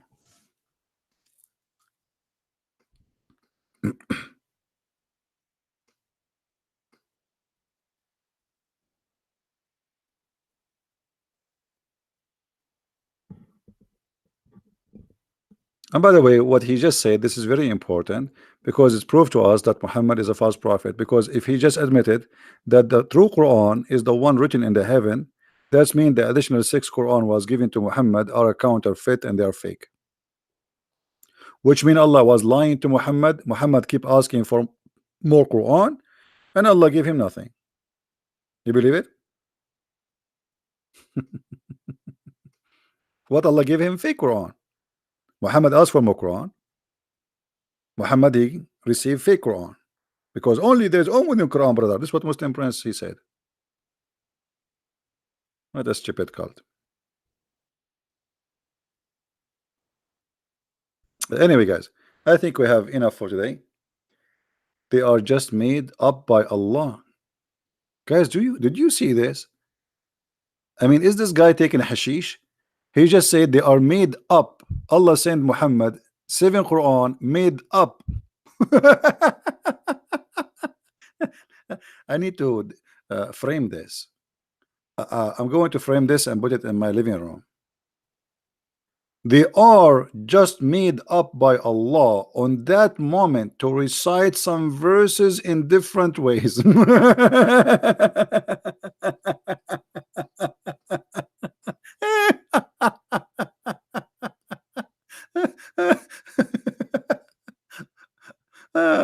Oh boy. Brother, the one Allah He made, are they odd or even, brother? Those are made up by Allah. Are they odd or even, brother? If we calculate 1 plus 7 and then we say 200 plus 3, brother, are we going to have even or odd, brother? You can tell that Islam is an odd religion. It's a stupid cult, my friend. And you try desperately trying to defend, but it doesn't work. Anyway, guys, I want to say thank you for being here. And our advice today, it was about not to work in those countries. Stay home, better for you. Stay poor. Stay poor in your home with honor and dignity, because anyway you will stay still poor if you go to those countries, but you will lose your dignity and they will humiliate you. You will be raped. You will be humiliated. You will be enslaved for nothing. Working as a maid in the Middle East will not make you rich, and you are going to be raped. You will be tortured. You will be humiliated, and they can accuse you with anything anytime they wish and destroy your future, and you have kids waiting for you back home or a family. Stay home with honor. Work as a farmer. Grow some chickens. Be a free person. When a human being loses his freedom, there's nothing else to lose. Freedom is the most priceless gift was given to us by God. When you go to those Middle Eastern countries to work there, you are giving up your freedom. You are enslaving yourself. So blame only yourself for becoming a slave of somebody. You went there by your own, even you paid money to go there.